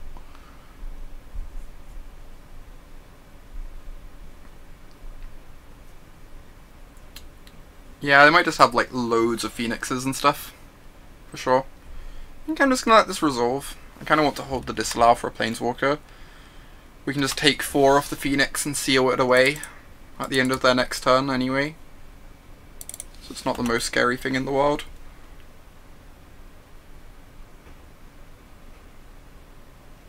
That's fair, Best J-Rod. We played the Mirror earlier, and in the Mirror is really nice that we could mill our opponent with the deserts. Like, it actually ended up really changing the texture of the games. We also milled ourselves once earlier just to find instants for Gearhawk. So the Riverlets have actually been pretty decent, but 100% countering this.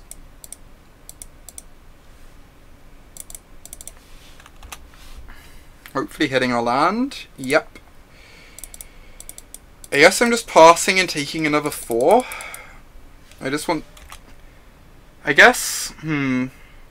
The thing is, if they have a Chandra, we can commit the Chandra anyway from the board, right? If they have another Chandra. So maybe a Chandra's fine. Maybe we should just exile the Phoenix just to not fall too far behind her. Yeah, I'm just gonna settle this, I think. Just so I don't fall too far behind on life total. If they resolve a Chandra, we can commit it anyway. Like, we only get punished if they resolve a Chandra and we draw an untapped land, because then we can't slam Lyra into the face of, like, Chandra minus plus Lightning Strike. But other than that, I think this works out better for us.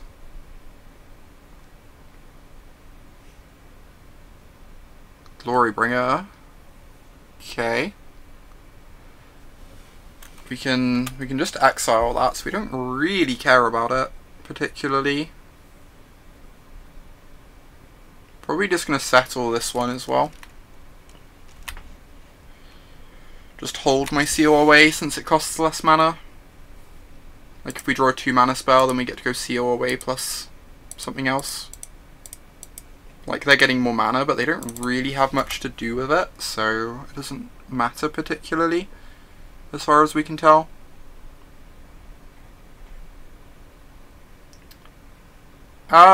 Good question, Shibix. I'm not really sure.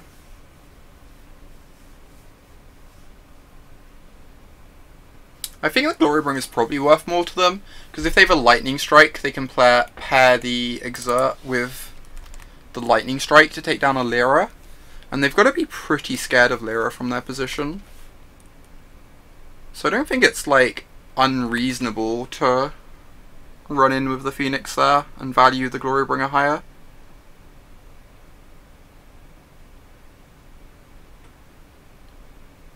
Interesting.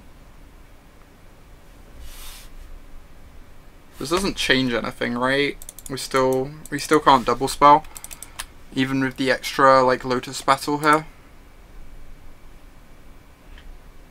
So I guess we just pass the turn back. That's a really aggressive Field of Ruin. I don't understand that.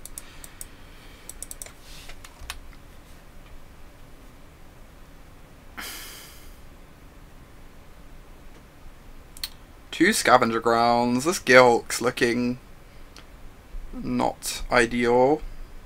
Is this a Hazoret?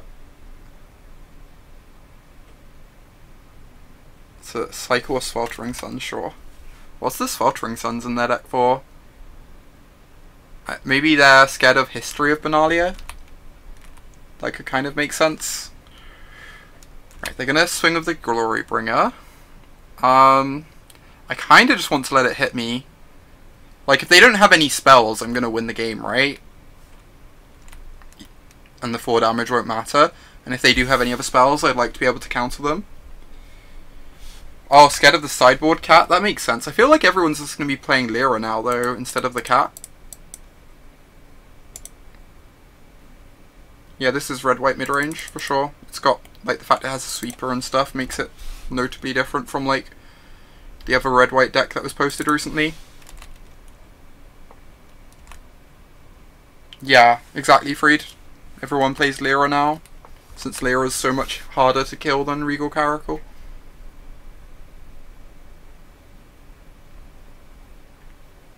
Yeah, I want to try out some sort of mono-white list at some point soon. Banalish Marshal is so exciting. I guess we're countering this. I might just commit it. It uses my mana more cleanly. I guess if I disallow it though, I can commit like a Chandra if they resolve one somehow. I don't know how that would even happen though. They'd have cast it last turn. Like, they're just playing off the top of their deck at the moment, as far as we can tell. Phoenix, sure. Everyone should be on Lyra for sure. Lyra is busted. My god, lands! I have 26. I have 26 lands. I guess I just commit the Phoenix.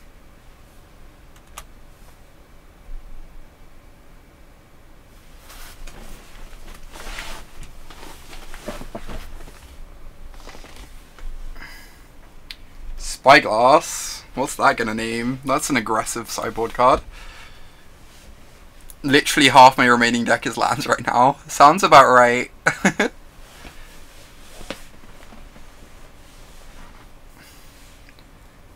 On the other hand, once I hit my 5th land, I can probably never lose, so...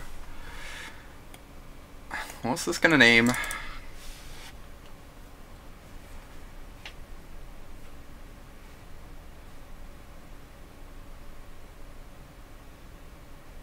Opponent is looking at our hand and wondering how they win this game. Okay, it named Azcanter. Let's just go ahead and boop this Phoenix.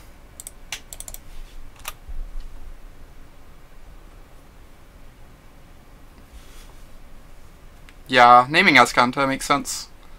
Luckily we only have the one copy left in our deck anyway, so we don't really care. And we still get the front half of Azcanta, so... front half is still, like, kinda gas. Getting to scry towards good cards. Right. If we have to cast this Illumination, we will, but... the dream is a 5th land. They're gonna draw Azcanta now 100%. I'm not sure, Freed. I guess they figure, like, they have to use the grounds to keep our Gearhawks in check.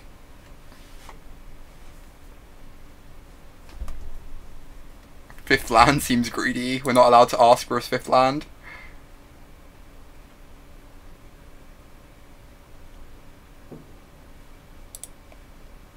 Oh, I have to respond to something a sec.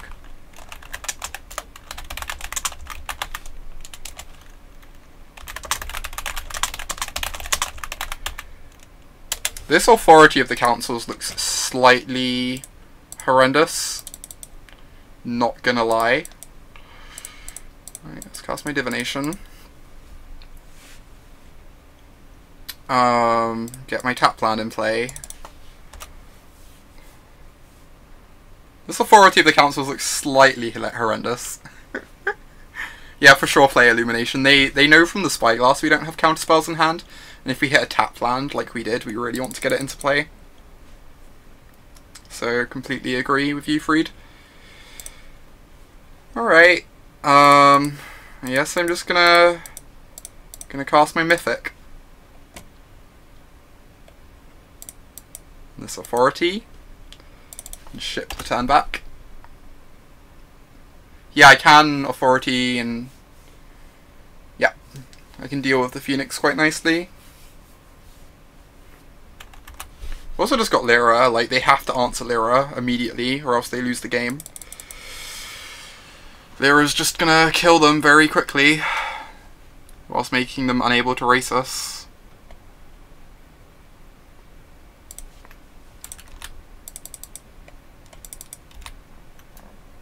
Yeah, for sure Shibix.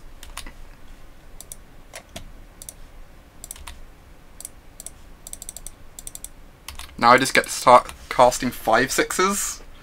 They get to crack their Scavenger Grounds, but like, still a 5/6. You can try and hate out Gearhawk, but...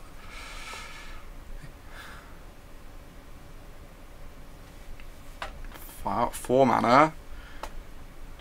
Hopefully this isn't a cast out. We'll probably still win even if it is, but... be annoying. Yeah. I guess I cast my Gearhawk now and force them to crack the Scavenger Grounds. Since they're gonna exile Lyra anyway, so it's like, whatever. Gearhawk in their draw step. Don't know how much difference that makes. I guess it like limits their mana for the turn, but they're like they have so much mana. I just don't think it makes any difference when we Gearhawk. Right. I've not played that yet, Jeff. I really want to. I think Urza's Ruinous Blast looks incredible against all these decks playing cast outs and COOAs, which is so many decks at the moment. So many decks are doing that. I think Urza's Ruinous Blast just seems unreal against those decks. Against these decks. I really want to try out that card. I think it seems very, very strong. I know Saffron Olive was speaking really highly of it after his experiences with it. Yeah, exactly. We can kill the other Scavenger Grounds, but we're just going to be casting the Gearhawk anyway. So I don't think that makes a difference. We're just going to cast the other Gearhawk anyway, since it puts them dead on board next turn. What do I think about Blue-White Flash? I think it seems really strong. I want to try messing around with it. I disagree with some of the decisions in that Blue-White Wrath Flash deck that's been getting some attention. I think some of the decisions are questionable, but I think the deck in general seems really strong. Like the core of Wrath, Lyra, and Teferi is kind of incredible, I think. I quite dislike the Tricksters. The Tricksters look really bad to me. I feel like I kind of want like Syncopates or something instead of the Tricksters. I think Syncopates sound great.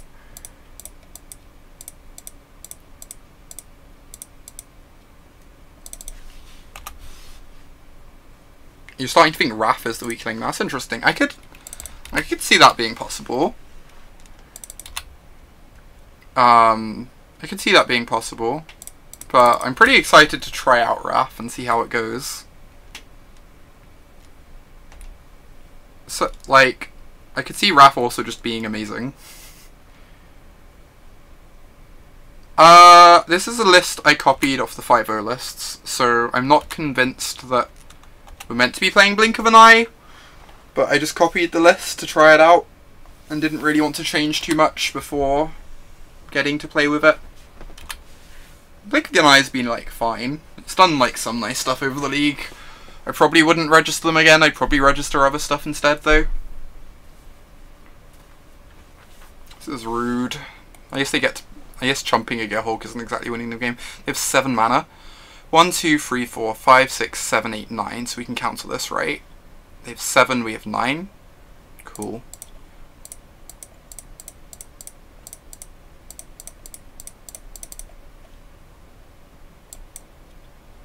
They die.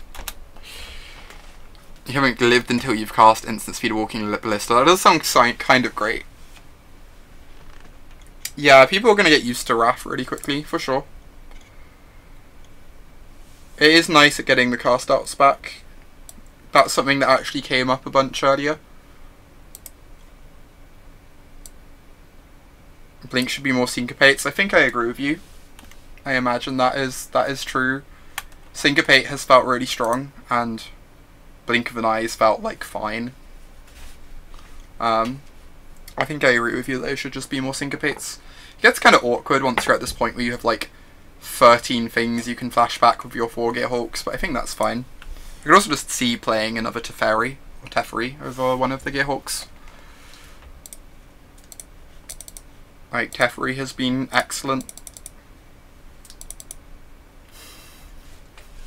I almost want to keep this and try and find a blue source. If I was on the draw, I would do that. I think on the play I have to mull this. Alright.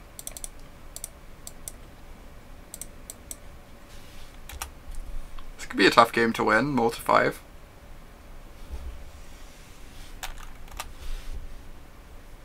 Using Wizard's Retort. Huh, that's interesting. I might have to look at that list later, strange to know. Yeah, I imagine that's the case, JMM. But I think we've probably got enough stuff to flash back with Gearhulk. And cutting a Gearhulk isn't the end of the world anyway.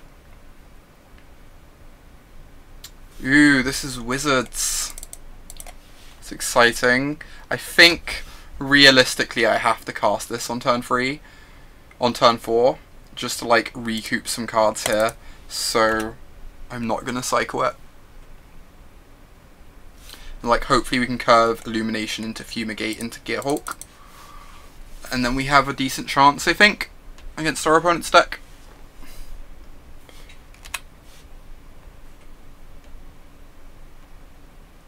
I just think Syncopate's just a much more powerful card than Blink of an Eye.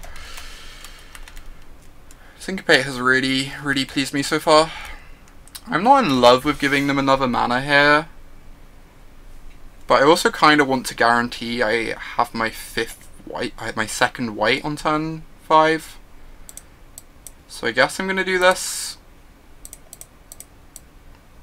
It's kind of sad if they have. I guess they're going to Wizard's Retort in their turn anyway, because we're going to Illumination in their turn, so we're not too worried about that specifically. Oh wow! Oh, this is fine. I was about to say we were like being max punished, but we don't really care about getting lightning struck. I guess we pass the turn here, so we can hold up Disallow, even though we're almost certain the Illumination. They counter the Illumination, it's pretty sad. Blink should be cut if it's a spell. In a 5-card hand looking for spells. Yeah, exactly. I agree, Best J-Rod. I agree with you. Have I tried Karn out? I have not. That's on the list of things I want to try out soon, though. I think Karn seems very, very strong.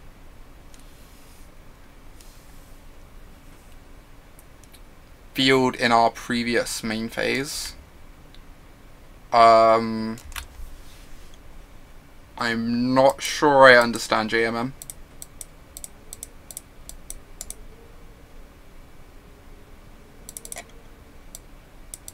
Alright, I guess we have to cast out the riddle form here.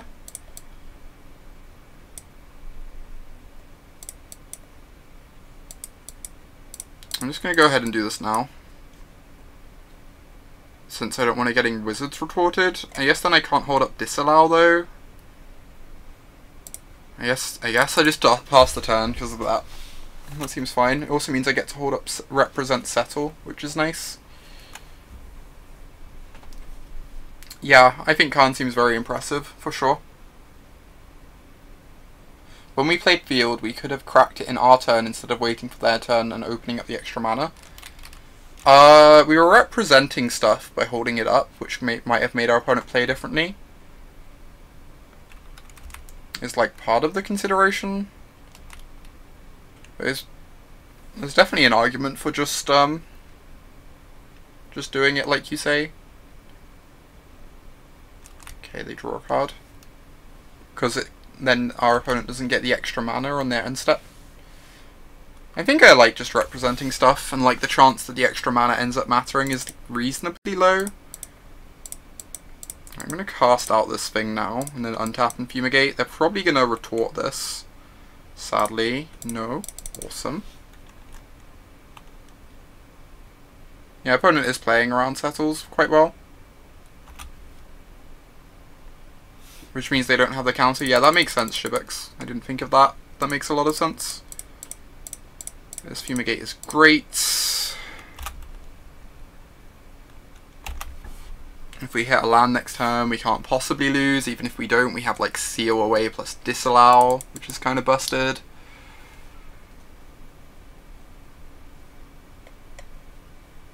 I think I'm actually just going to seal away plus disallow since they've cast this, and I really want to exile it with my seal away. I'm a bit worried about getting burnt out this game, if I'm being honest. If they just have a bunch more creatures, I'm in a good spot. Fanatical Firebrand, it's just a 6 in like double lightning strike range, and then they can sack it next turn to have lightning strike plus shock range. I think I just have to let this resolve though. I think I have to save disallow for something more impactful. It does put me very much in burn range though, which is scary for sure.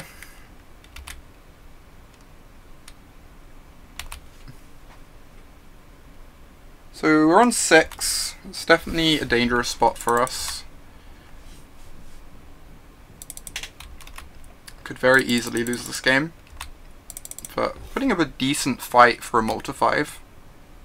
Like a very decent fight.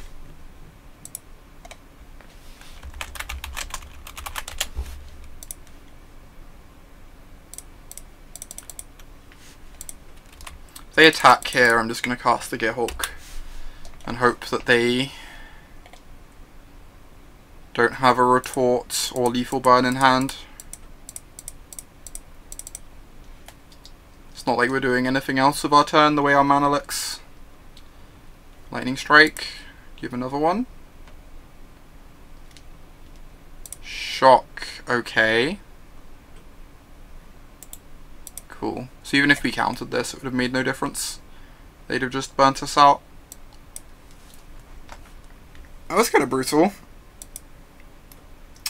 Opponent on the burn plan. Could bring in these authorities and these Lyras. Seem pretty great. Just like anything that gains life against their deck seems awesome. Blink of an eye obviously coming out. Yeah, Lyra seems great. Best J-Rod, I agree. Kind of want to take out these Teferis. Like, we've got other expensive stuff we're bringing in. I don't want to, like, have my curve be too high. Commit seems slow. I agree with that completely. Need to cut one more card. Maybe I just go down to the 1 search. That's probably fine. I could have negates against, like, burn spells, but that seems pretty bad exchange for me. I think I'd rather just deal with their creatures.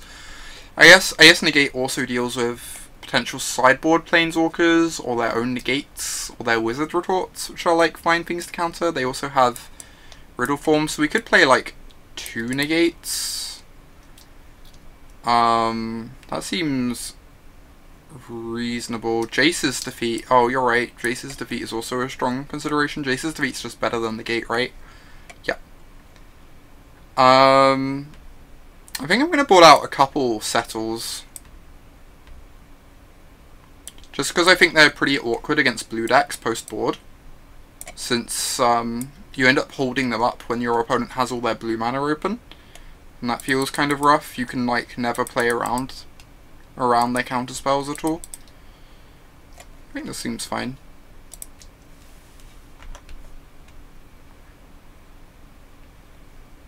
I'm gonna go first.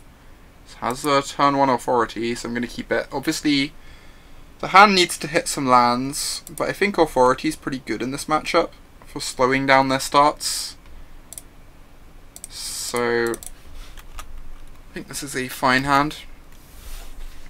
As long as it hits a few lands, and we've got like 26 lands in our deck, so it shouldn't be that hard to hit some.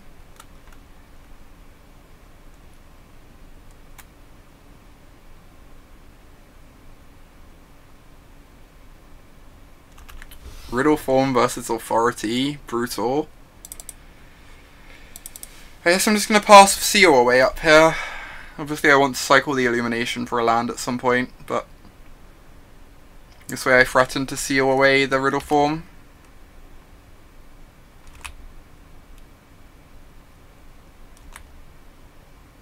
It's probably going to get countered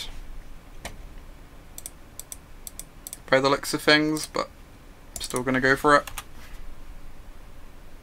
Sure. Cool, hit our land drop. Awesome. Let's just pass with Jace's defeat up now, and we'll cycle Illumination end of their turn.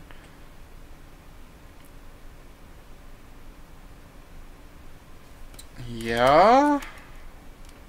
Getting scary. Getting scary. They're gonna hit us to 9 here. Our authority's done actual nothing this game so far.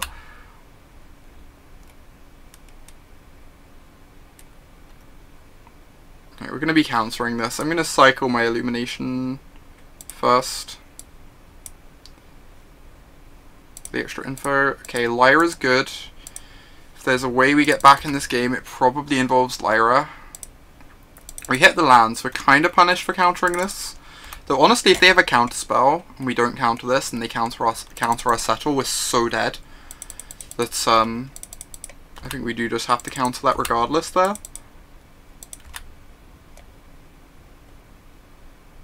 Alright, another Lyra.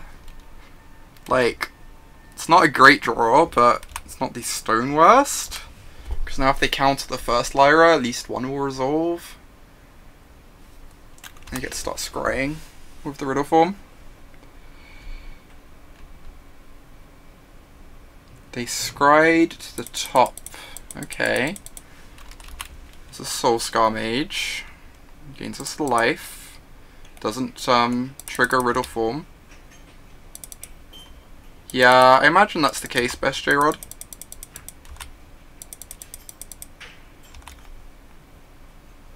Okay, I'm just gonna slam Lyra here.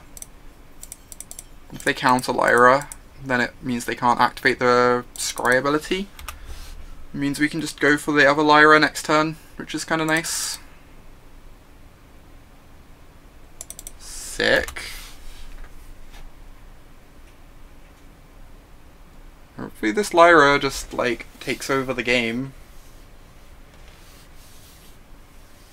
They scryed to the top, so they might have found an answer. They get to shrink the Lyra now, because of the Soul Scar, I guess. So she's only a 2-2. 2-2 lifelink. Okay. We take 6 and go to 4. I get to play the backup. Yeah, if only. If only she wasn't legendary. What a shame that our unbeatable angel is legendary. Means we can't possibly just cast another when the first one inevitably dies.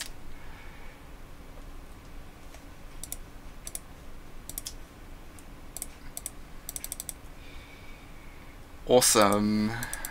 Alright. Got some work to do, Lyra. I'm going to start attacking. If they draw burn spells, they get to shrink Lyra. And we have the settle to deal with their attackers anyway. And I think I'm just going to... I've never cast a Baneslayer Angel outside of Cube, I think. I kind of want to cycle this in case I hit a tap land, so I'm probably casting this next turn anyway. Hey, Hemby.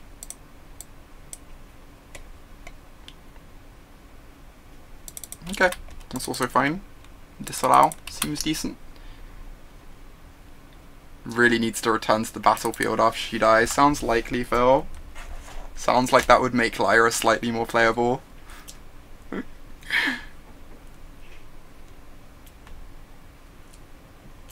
They left the card on top. Scary. They might just be looking for multiple burn spells though. Okay. Also needs hexproof and vigilance. Then she'd have to be a black-green card though instead of a white card. Make her way worse.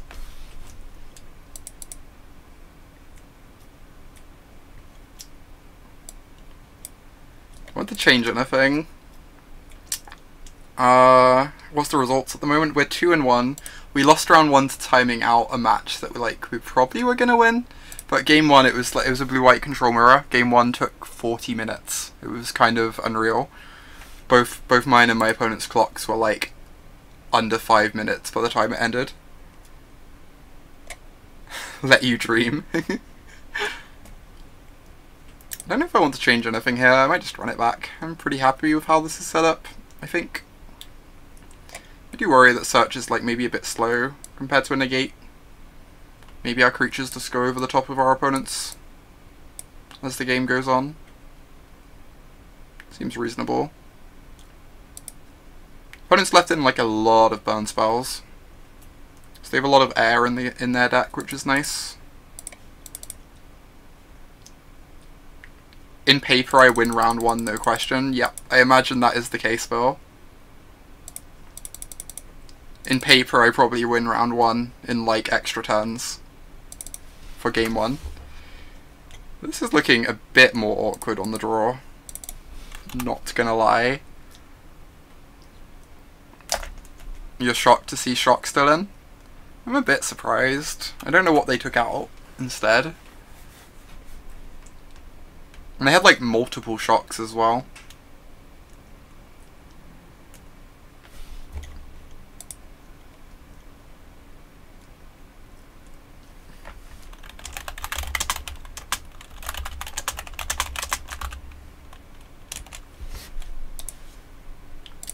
I guess I'm just casting this authority.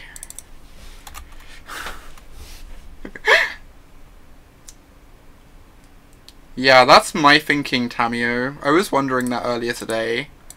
Like, Lyra has looked so absurd whenever I've seen her in play on like other people's streams, and whenever I've had her in play myself, she's felt so absurd that I suspect just main decking her could be really good. Also, drawing lands could be really good. Probably don't want her against any of the black decks. That's fair. But like, if they're killing their Lyra, they aren't killing your Gearhulk. And like, this is how you end up going down the trail of just playing like mid-range, I guess. With thinking like that, but... if we hit running lands here, we probably still win this game, honestly. If we hit running lands, we probably still win this game. Yes, we need to fade a counterspell, but is it pronounced Lyra? That's a good question. I keep saying Lyra, but I'm not actually sure how it's meant to be pronounced. They hit us for 7. Let's kind of scary. I guess our life's going to be so low, it's not hard for them to kill us from here. We have to like disallow this. But they're still getting in 2 damage with it. Probably just going to lose this. You still overexert their contempts as it is. That's fair. We're dead. Yeah. If we hit another land drop earlier in our 26 land deck, probably win that. You believe it's Lyra? Lyra is like how I intuitively pronounce it. It's like what sounds good, I guess. But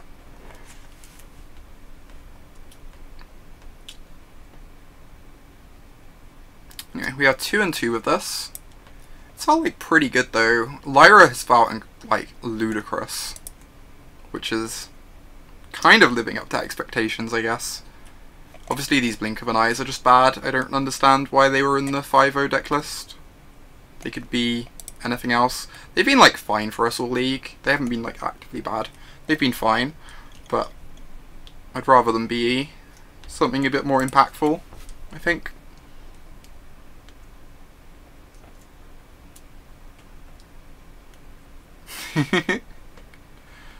Oh my gosh.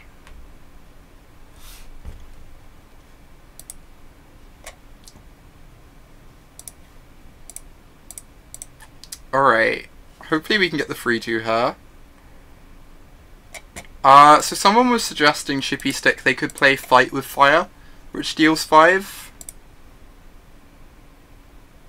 Yeah, I think that's what I'd do, Fury. I think more Syncopate sounds excellent to me. More Syncopates just sounds like really, really good. I'm going to lead up the plains, because then if we draw a Glacial Fortress, we can cast the Escanto without taking damage. Yeah, Fight with Fire kills Lyra. I keep like flipping back and forth. I don't know. Right, let's get the search down. Is this going to be like Mono Green Stompy? Possibly. It is Mono Green Stompy against our Mono Wraths deck. So hopefully this is a decent matchup for us. We do need a blue source for this disallow. So yes, I'm going to keep this. Because then I can seal away this turn and have disallow up next turn. Or cast away, or cast out. Depending. Yeah, it's not the worst card in the world. It's not like what you really want to be bringing in against control. But, it's kind of fine. You'll get games where you get to, like, overload it as well and just dome them. So getting Blossoming Defensed. Not getting Blossoming Defensed. Okay, that makes the game easier. Blossoming Defense one time, just so there's some justice in this world.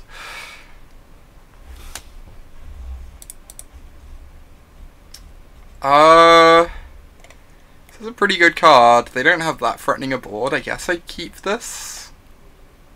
We already have one though. I kind of want to find like a Settle the Wreckage at some point. And like I want to split my Search for Iskander at some point. Or find a Gearhawk. I think I'm going to dump that in the yard. I think we've got loads of better things to find.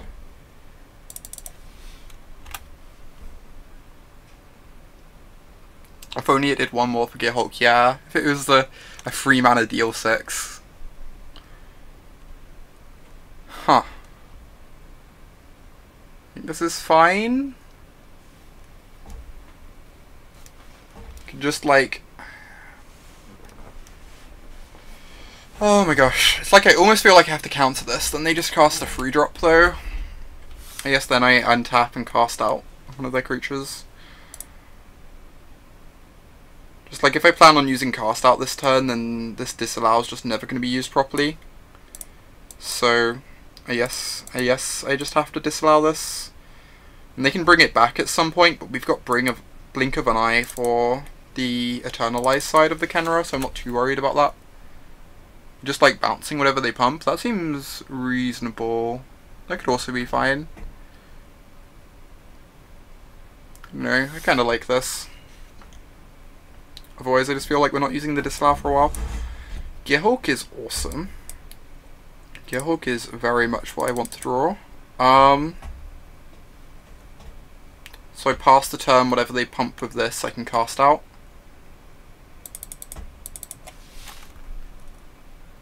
Cool.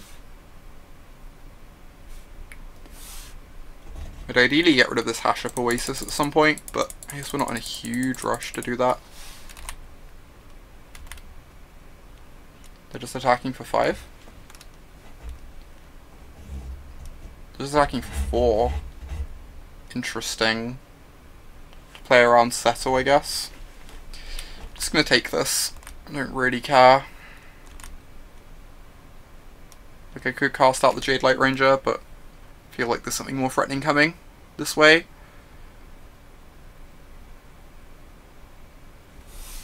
Jeez. That is a big ballista. I now feel like I'm in a lot of trouble. I guess I have to cast the ballista out.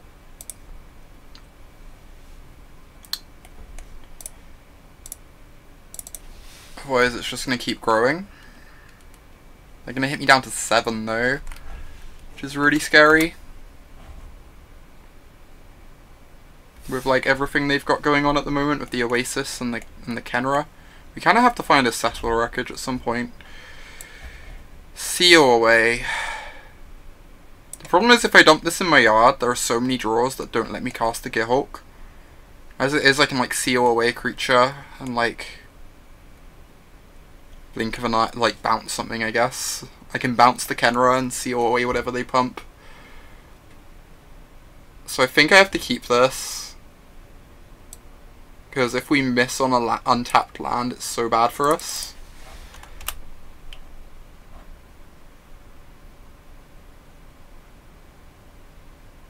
Yeah, Dissolve was amazing. I missed Dissolve. Scry 1 is just OP on my counter. Here comes the Kenra. Here comes the Oasis. Okay. I guess we've found a target for our Blink of an Eye.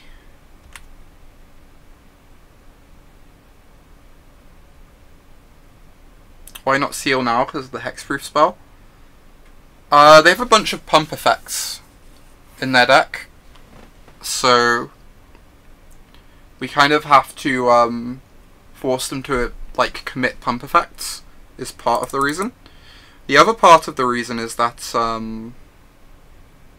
we're representing Settle this way, which also makes it harder for them to attack. Like this turn they didn't attack with Jade Light Ranger because they're afraid of Settle. Thanks for that host, Trampoline Tales. Really appreciate that. Hope you had a good stream today. I'm gonna seal. I could just bounce this, but I kind of want to try and bounce the Kenra if I can. So I'm just gonna seal this, I think.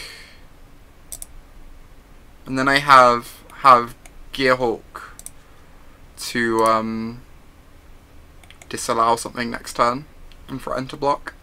They might have a Blossoming Defense, but if they do, we have a Blink of an Eye. You hate Teferi. The solution is to play with Teferi. If you play Teferi, you will not hate Teferi. Thanks, Trampoline. Have a good day.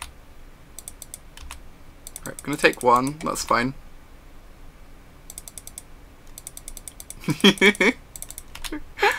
He's lying. He loves Teferi.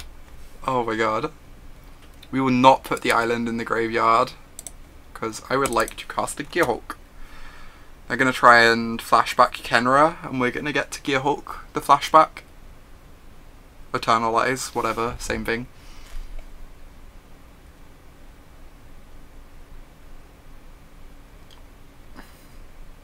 Oh, this is just activating Hash Up Oasis.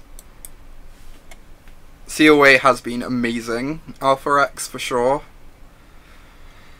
Kinda still just want to disallow this. Maybe we just Blink of an Eye it though. I think we just Blink of an Eye it, then we can save our disallow to deal with the Kenra, which is nice. Like, this is still kinda great, right? Like, they get the Explore ability from this, but we get to draw a card, so it's kind of a wash.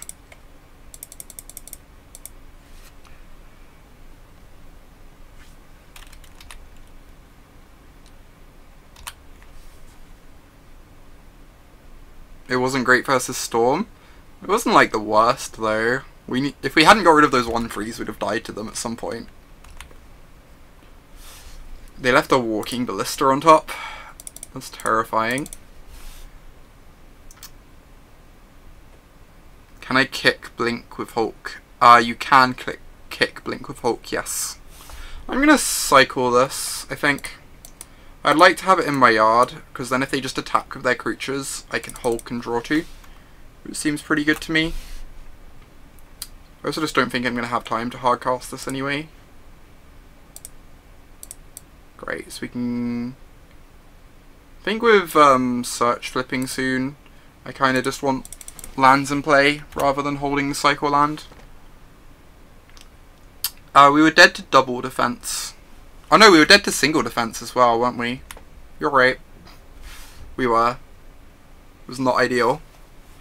I guess here we're dead to defense Ballista, but they didn't have defense last turn. So we can just cast the Gearhulk and draw 2 and block the Jade Light. And they get to cast the Ballista, which is kind of terrifying, but hopefully we can find a cast out or something for it. So we cast Illumination. This game's feeling rough at the moment, just because of those ballistas. We kind of let in a bit too much damage earlier, and now the ballistas are going to make it really tough for us. Right, we get to block Jade Light. Then we get to cast out their ballista, have commit up. Yeah, if you kick Blink with Hulk, you pay 8. That is correct. We'll put Plains in the graveyard. Teferi. Teferi's good. So I can cast out the Walking Ballista and then hold up commit.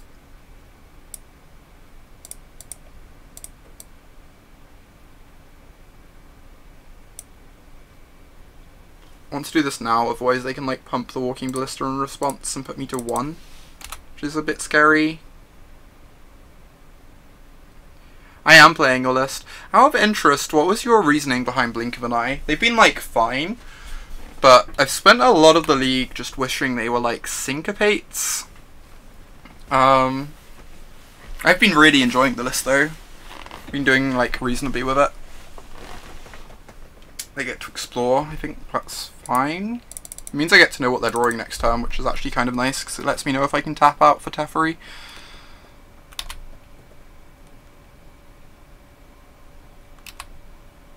Verdurous Gearhulk. Okay. Probably going to keep that one.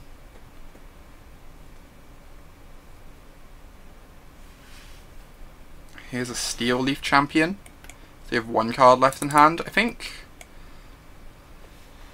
this one I'm going to commit. Puts target card second from the top, so it goes underneath the Gearhulk. Makes sense. Then the Gearhulk would get to come down and put counters on this, but this would still only be a 5/5, so it wouldn't get to attack into our Gearhulk, and we'd get to land Teferi, which seems really good to me.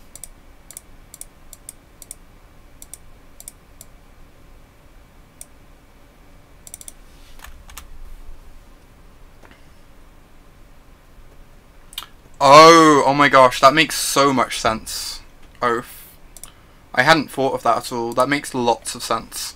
We haven't had that come up because we've only had the 1 syncopate in our list, but that makes a huge amount of sense.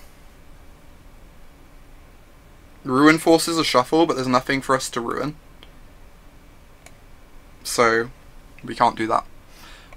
We could play things... I guess I can Teferi plus, and then I can Gearhulk. That's kind of unreasonable. We probably can't win the game anymore. I guess we just have to be careful about specifically Ballista now. Have to like make sure we find an answer for Ballista soon. But now we get to untap 2 lands, have another Gearhulk up to counter their Verdurous Gearhulk, and we know they're drawing a Steel Leaf Champion the turn after, so we know they don't have a Ballista for at least 2 more turns.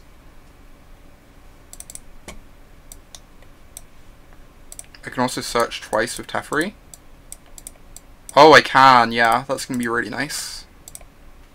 Good point, Best J-Rod.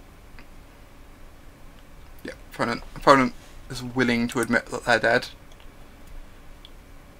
Wow, we didn't need any Wraths against them. So nice. Yeah, I now understand why you aren't playing Syncopate Soph. That makes a lot of sense.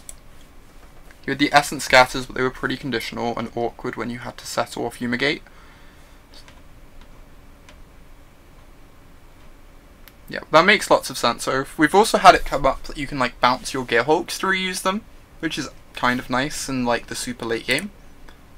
So that makes sense. Maybe these are kind of fine.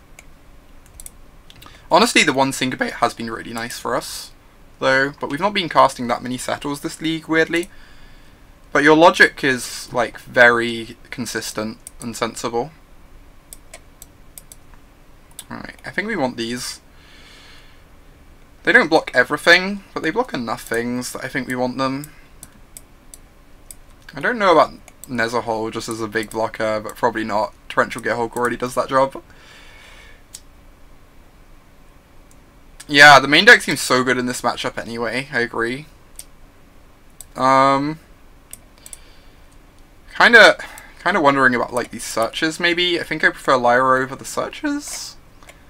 I think we take over the late game regardless, so maybe we just don't need like too many searches.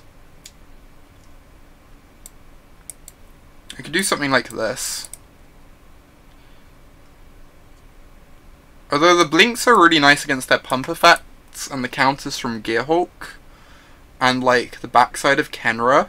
Like that game the blink was actually really solid.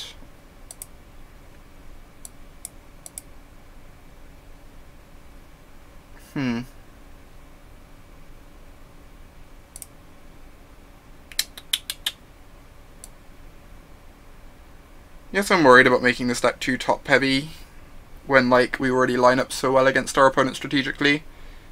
Spyglass for Ballista. I think I'd just rather deal with the Ballistas like we were doing that game.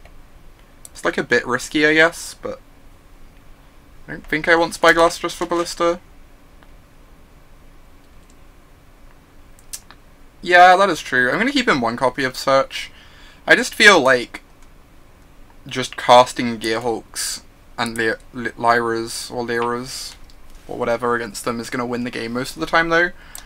And that we don't need Search to go over the top of them. I feel like just our creatures already go over the top of them. I don't know. Still kind of getting a feel for it. This hand seems great. Got 2 Sealaways. What is Spyglass for? Good question. I assume Spyglass is partially in here for opposing Planeswalkers. Potentially partially for the Scarab God, yep. Like Phil said.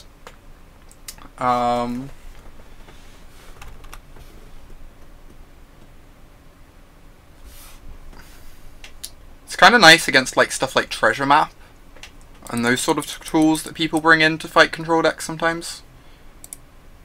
They have a Scavenger they're keeping, and they drew a Memorial to Unity. That's kind of a gas. Jade Light Ranger. Kind of gas. Oh, that makes lots of sense, Oath. All of those are really good targets. Being able to hit, Heart of Kiran with Spyglass is really nice. Especially since I could imagine Mardu Vehicles being kind of a tough matchup. Or at least, when I was playing blue-black control, I always struggled against Mardu. This is rude. Oh my god, opponent. I guess I'm just going to seal away their Llanowar Elves before this enters the battlefield. It's like not exciting, but obviously I'd rather seal away this. I think I just have to make sure like, trade with a creature whilst not letting them draw a card. This game could be quite a bit harder. The shape is Sanctuary. It's kind of amazing, and they've got a Brontodon to save it from a cast out, which is, like, really good.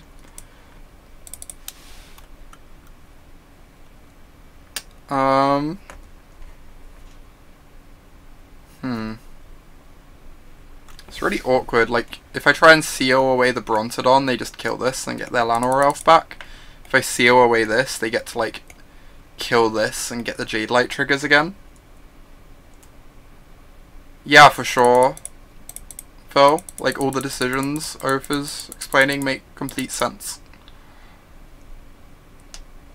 I just don't know that I can take 6 before exiling this, because then I'm locking myself into taking 12.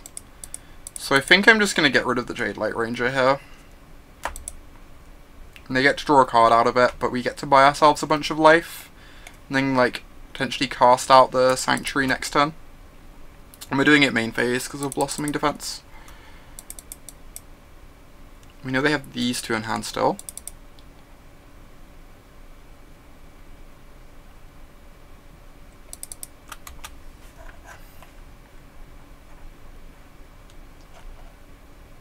Alright, your Dino comes in.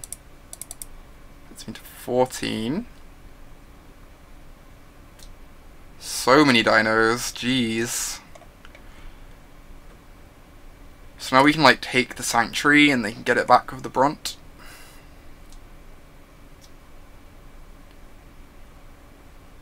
Like, I guess that's what I'm doing, and I have to, like, hope to draw a Wrath effect. I don't think I can beat them drawing a million cards of Sanctuary is the problem.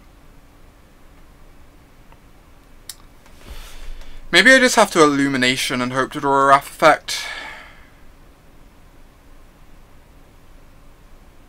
Yeah, I'm just if I'm hoping to Wrath next turn, I'm just gonna Illumination this turn and dig 2 cards deeper towards one. Wow, opponent's so hateful. I guess I'm bringing in Forsake the Worldlies. I don't know.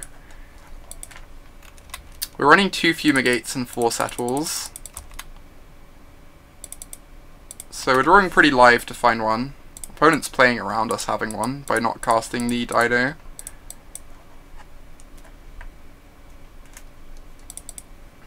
Alright.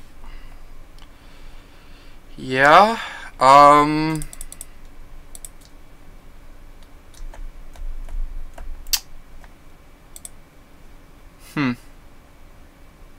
So I'm tempted to just, like, cast Teferi plus have Blink up.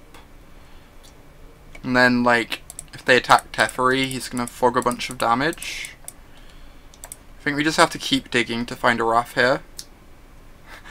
Autumn says opponent's so hateful when they're playing 6 Wraths against a creature deck. Yes, this is accurate, Phil.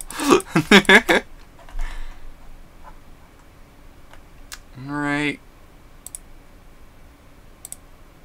It's kind of awkward. If we target a creature, they draw 2.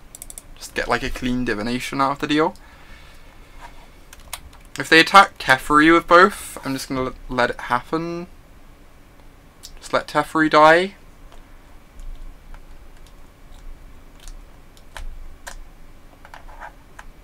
I think I just let Teferi die here. Yeah, Fumigate is very, very good right now, for sure.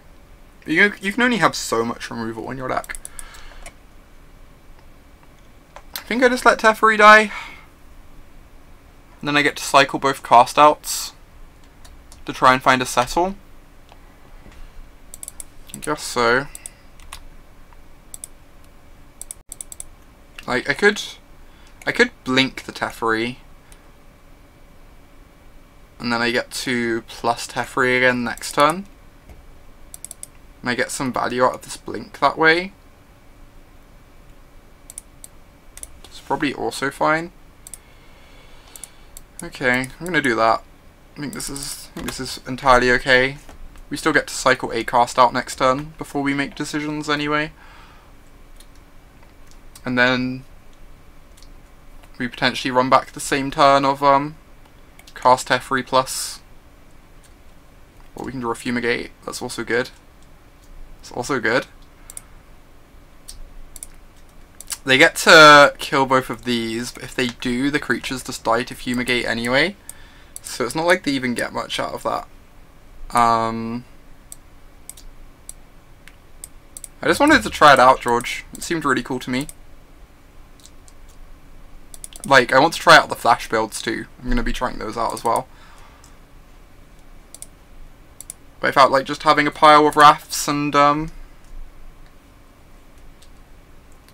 Gearhawks seemed really cool.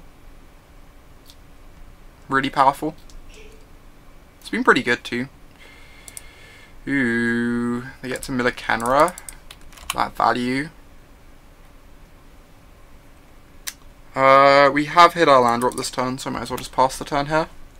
And they're going to start deploying more creatures again. We're going to be cycling a cast out basically no matter what because of these Shaper's Sanctuaries. Like, we could try and remove the Shaper's Sanctuaries, I guess, but we'd rather just find Wrath effects, I think.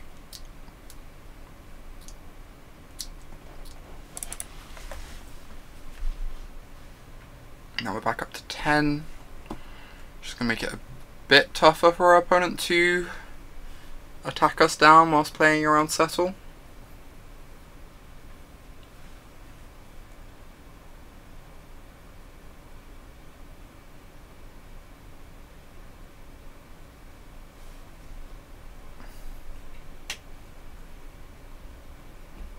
Steel Leaf Champion, that is a 5/4, sure. Like, we could plan to just cast out these things and then the game gets really easy. We could just plan to do that. But I think I'd rather cycle one here.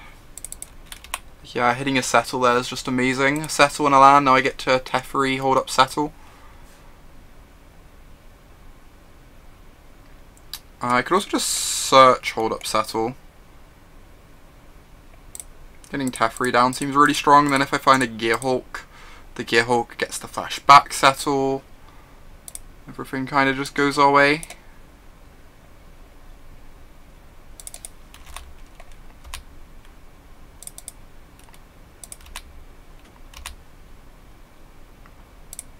There we go. I'm going to untap the Field of Ruin, I guess.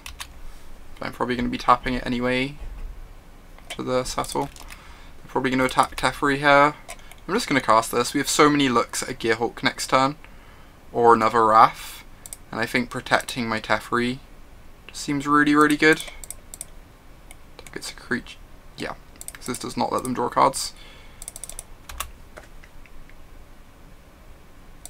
Hopefully Teferi just takes over the game now. Drawing so many cards, getting so much extra mana.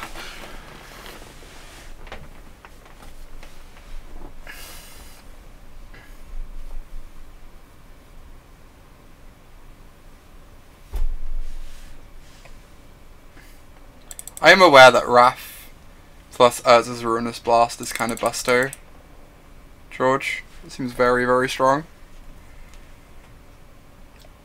Yes, I just plus Teferi here. Try and look for another Wrath. The other option is I can cast out a Shaper's Sanctuary minus Teferi and a Shaper's Sanctuary. That just sounds all worse than just plussing. Disallow, cool. So that can disallow the Kenra that's in their yard, which is nice. So if my plan is disallow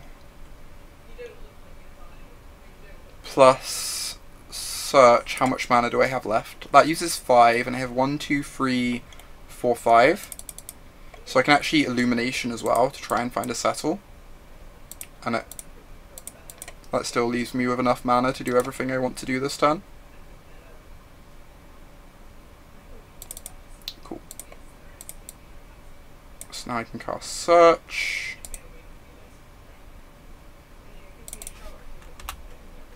I guess, maybe this is a slight misstep. Since now they can potentially kill Teferi, but then we have Search online to start looking for Wraths with. I guess if they flash back a Kenra, we get to... Whoa. Okay, okay. Kind of brutal. So they are going to get to kill Teferi because of us casting the Illumination that turn. Otherwise we could have like seal awayed a creature of theirs. I'm not sure sealing away a creature of theirs is particularly great for us, but it would have kept Teferi in play. So like they'd be drawing 2, but we'd be drawing 1. And keeping this like fogging and stuff. Yeah, this is not optimal. I think I'm just going to cycle the cast out because we're just looking for Gearhulks and Wraths at the moment, because we're never actually going to try and take down these creatures with our enchantments, since we don't want them to be drawing cards off their sanctuaries. We will draw the Gearhulk. Do we get to Gearhulk plus activate this time? We have 3, 6, we do, so we can transform our Scanter as well.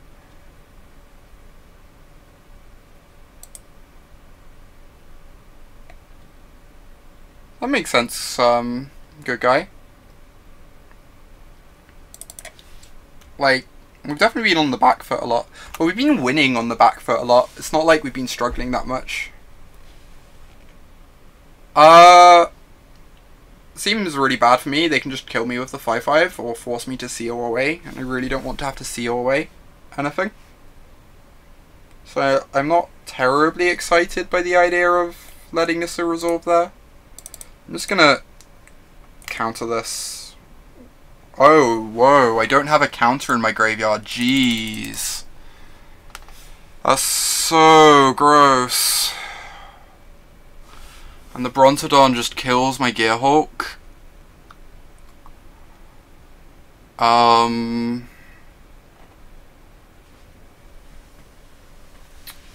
like, I'm just trying it out. I'm just trying out decks, new format, etc. I have no idea if it's the best deck.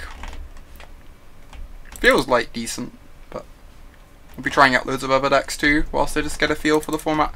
I don't know what I'm meant to do here. Maybe I'm just meant to activate a Scanter. Yeah, I Scanter first, I agree. Like, lets us know what other options we have. Right, we found a Disallow. I wonder if I just have to counter this, so that I can still just cast my Gearhulk next turn.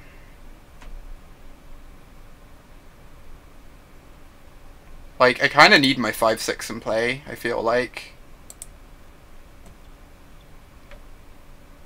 I kind of need my 5/6 in play this game. So I'm just going to counter this.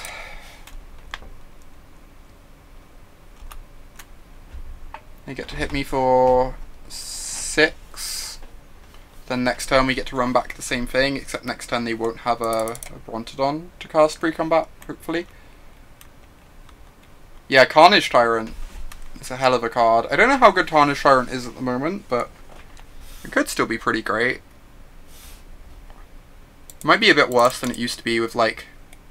I stand corrected, we're just going to die to this thing.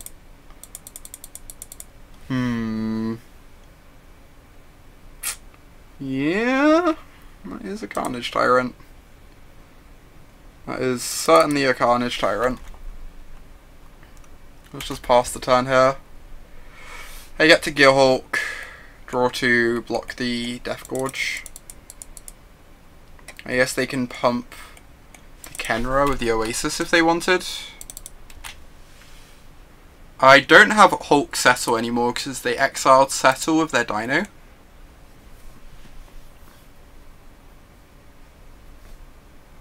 I mean, if you have to, George. Yeah, Aaron, it's great. I've had like, a couple hosts this stream, which is kind of awesome. Cast my Gearhulk first. I can cast this Illumination then.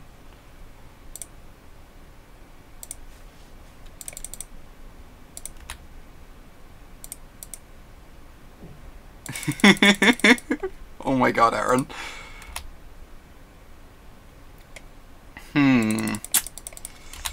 Yeah. Block their dino. And I'm gonna have a second Gearhulk next turn. I'm a bit scared of this big critter. I get their dino out of play. Hey there, Emma. No, we're just on normal blue-white control with no approaches. I mean, the only instance there were for us to hit were the illuminations. I'm going to do this instead of drawing 2 because it gives us more looks at a settle. Alright. I think I'm just cycling this because there's nothing on their board we want to cast it against anyway. And we just want to dig as deep as possible for settles. We have 1 commit memory in our deck, good guy. Oh my god, Steven. Right, I have to speed up now because this is only game 2. So we have 6, 7, 8, 9, 10, 11, 12 mana. So if I activate this now, I can find Fumigate, which I can't find if I just pass the turn. If I activate this and miss though, I still get to seal away this and double block the Carnage Tyrant. I mean, yeah, I think we main phase our Scanter, I agree. I think we just want the chance to find a Fumigate. I should have left up Field of Ruin. In case we hit the Fumigate, we'd kill the Memorial, but well, we find a Settle. That's going to be freaking impossible for our opponent to deal with. They know about it, but I have to get around it somehow. Which is going to be really tough for them.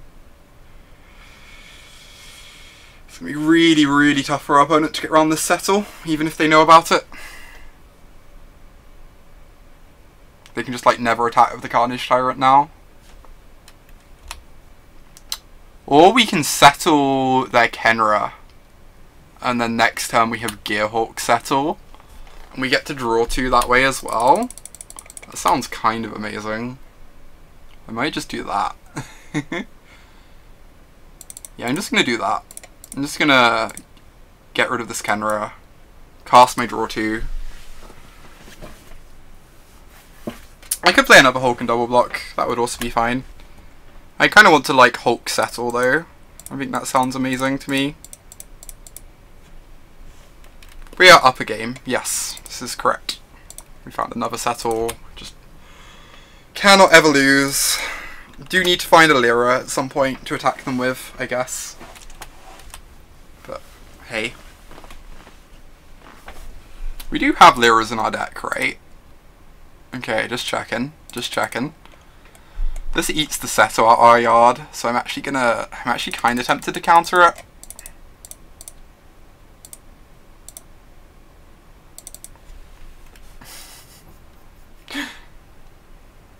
Mill is an option. We do have a Rivulet. Is this a May? Oh, you may draw a card. We can't mill them out by targeting their things.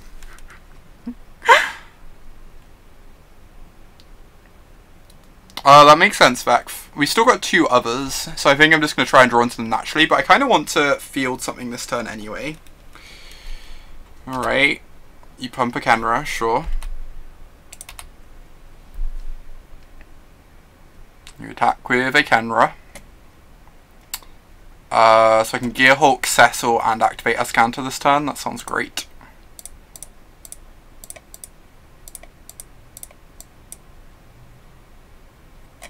So we target the settle.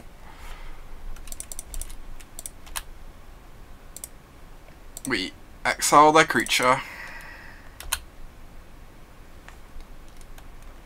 And now we just have to find a Lyra. Why not seal away? They have 2 Shaper's Sanctuaries in play, and I don't want them drawing 2 cards. These seal aways are just dead cards now, because I'm leaving these Shaper's Sanctuaries in play.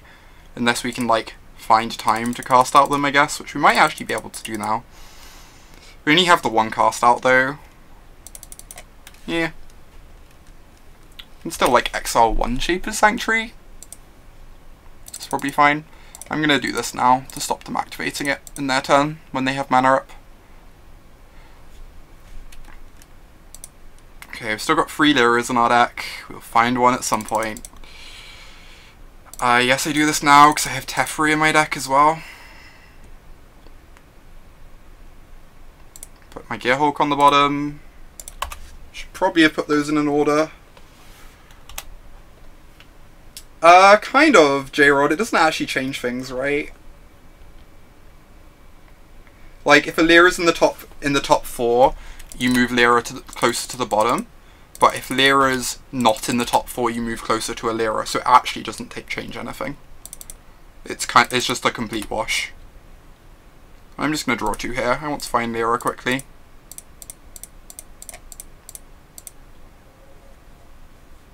I could cast out one of the Shapers. I might do that later. I'm in no rush. I'm just going to get drawing cards to find my Angel.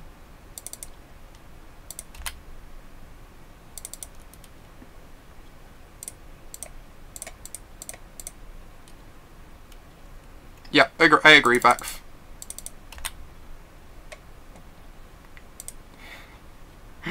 Okay. Found our leading lady.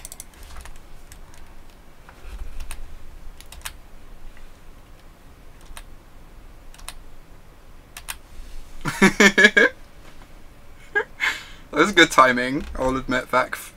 I will admit that was pretty good timing.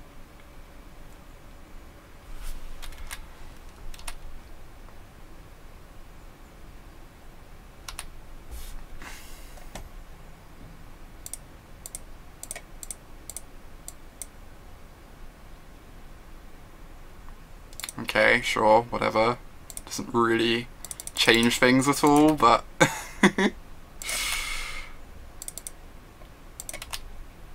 Yeah, I could serve with the Hulks. I might start doing that soon.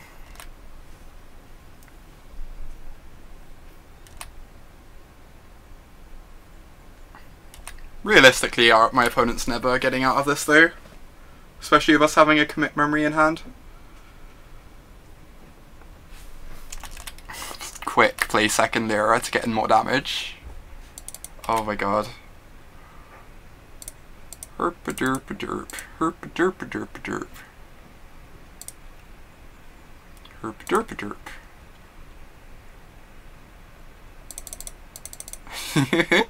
I think we all know how it ends, Phil. I think we all know how it ends. Ooh, we found a Teferi. 5 mana, give her vigilance. Oh my gosh. Such upside.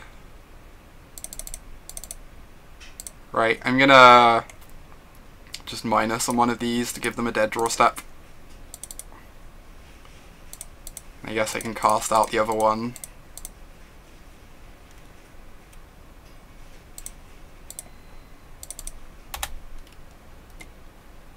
Discard a card at random.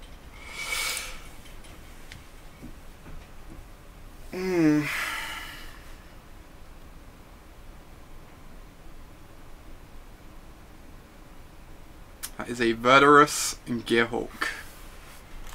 I guess I just do this. Since they haven't cast anything relevant in turns, they probably don't have anything relevant.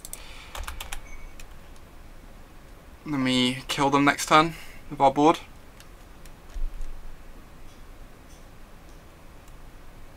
Opponent is just like, please time out. Pretty much. Pretty much.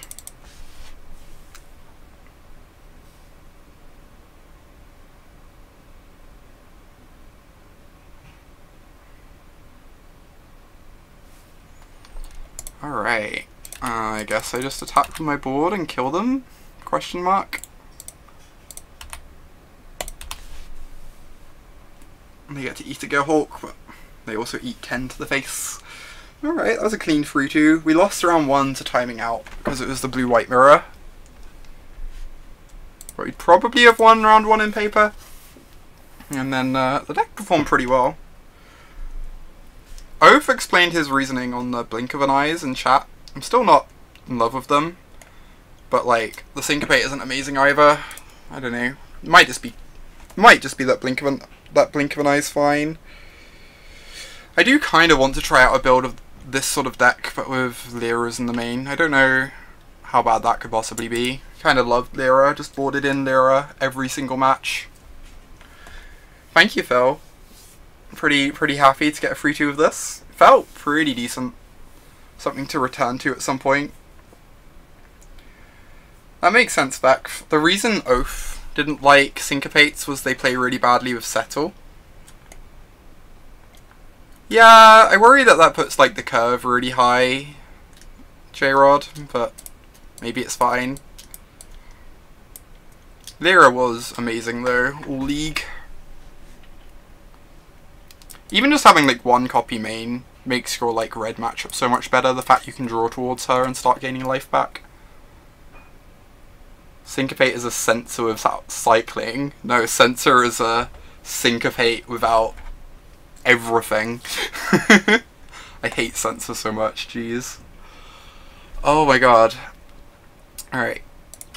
I kind of want to keep streaming with so many viewers. I guess I'm gonna keep streaming. That's, I kind of wanted to try the Blue-White Wrath Flash deck, but I kind of want to change a bunch of cards in it. So I'm gonna be a minute downloading that deck list.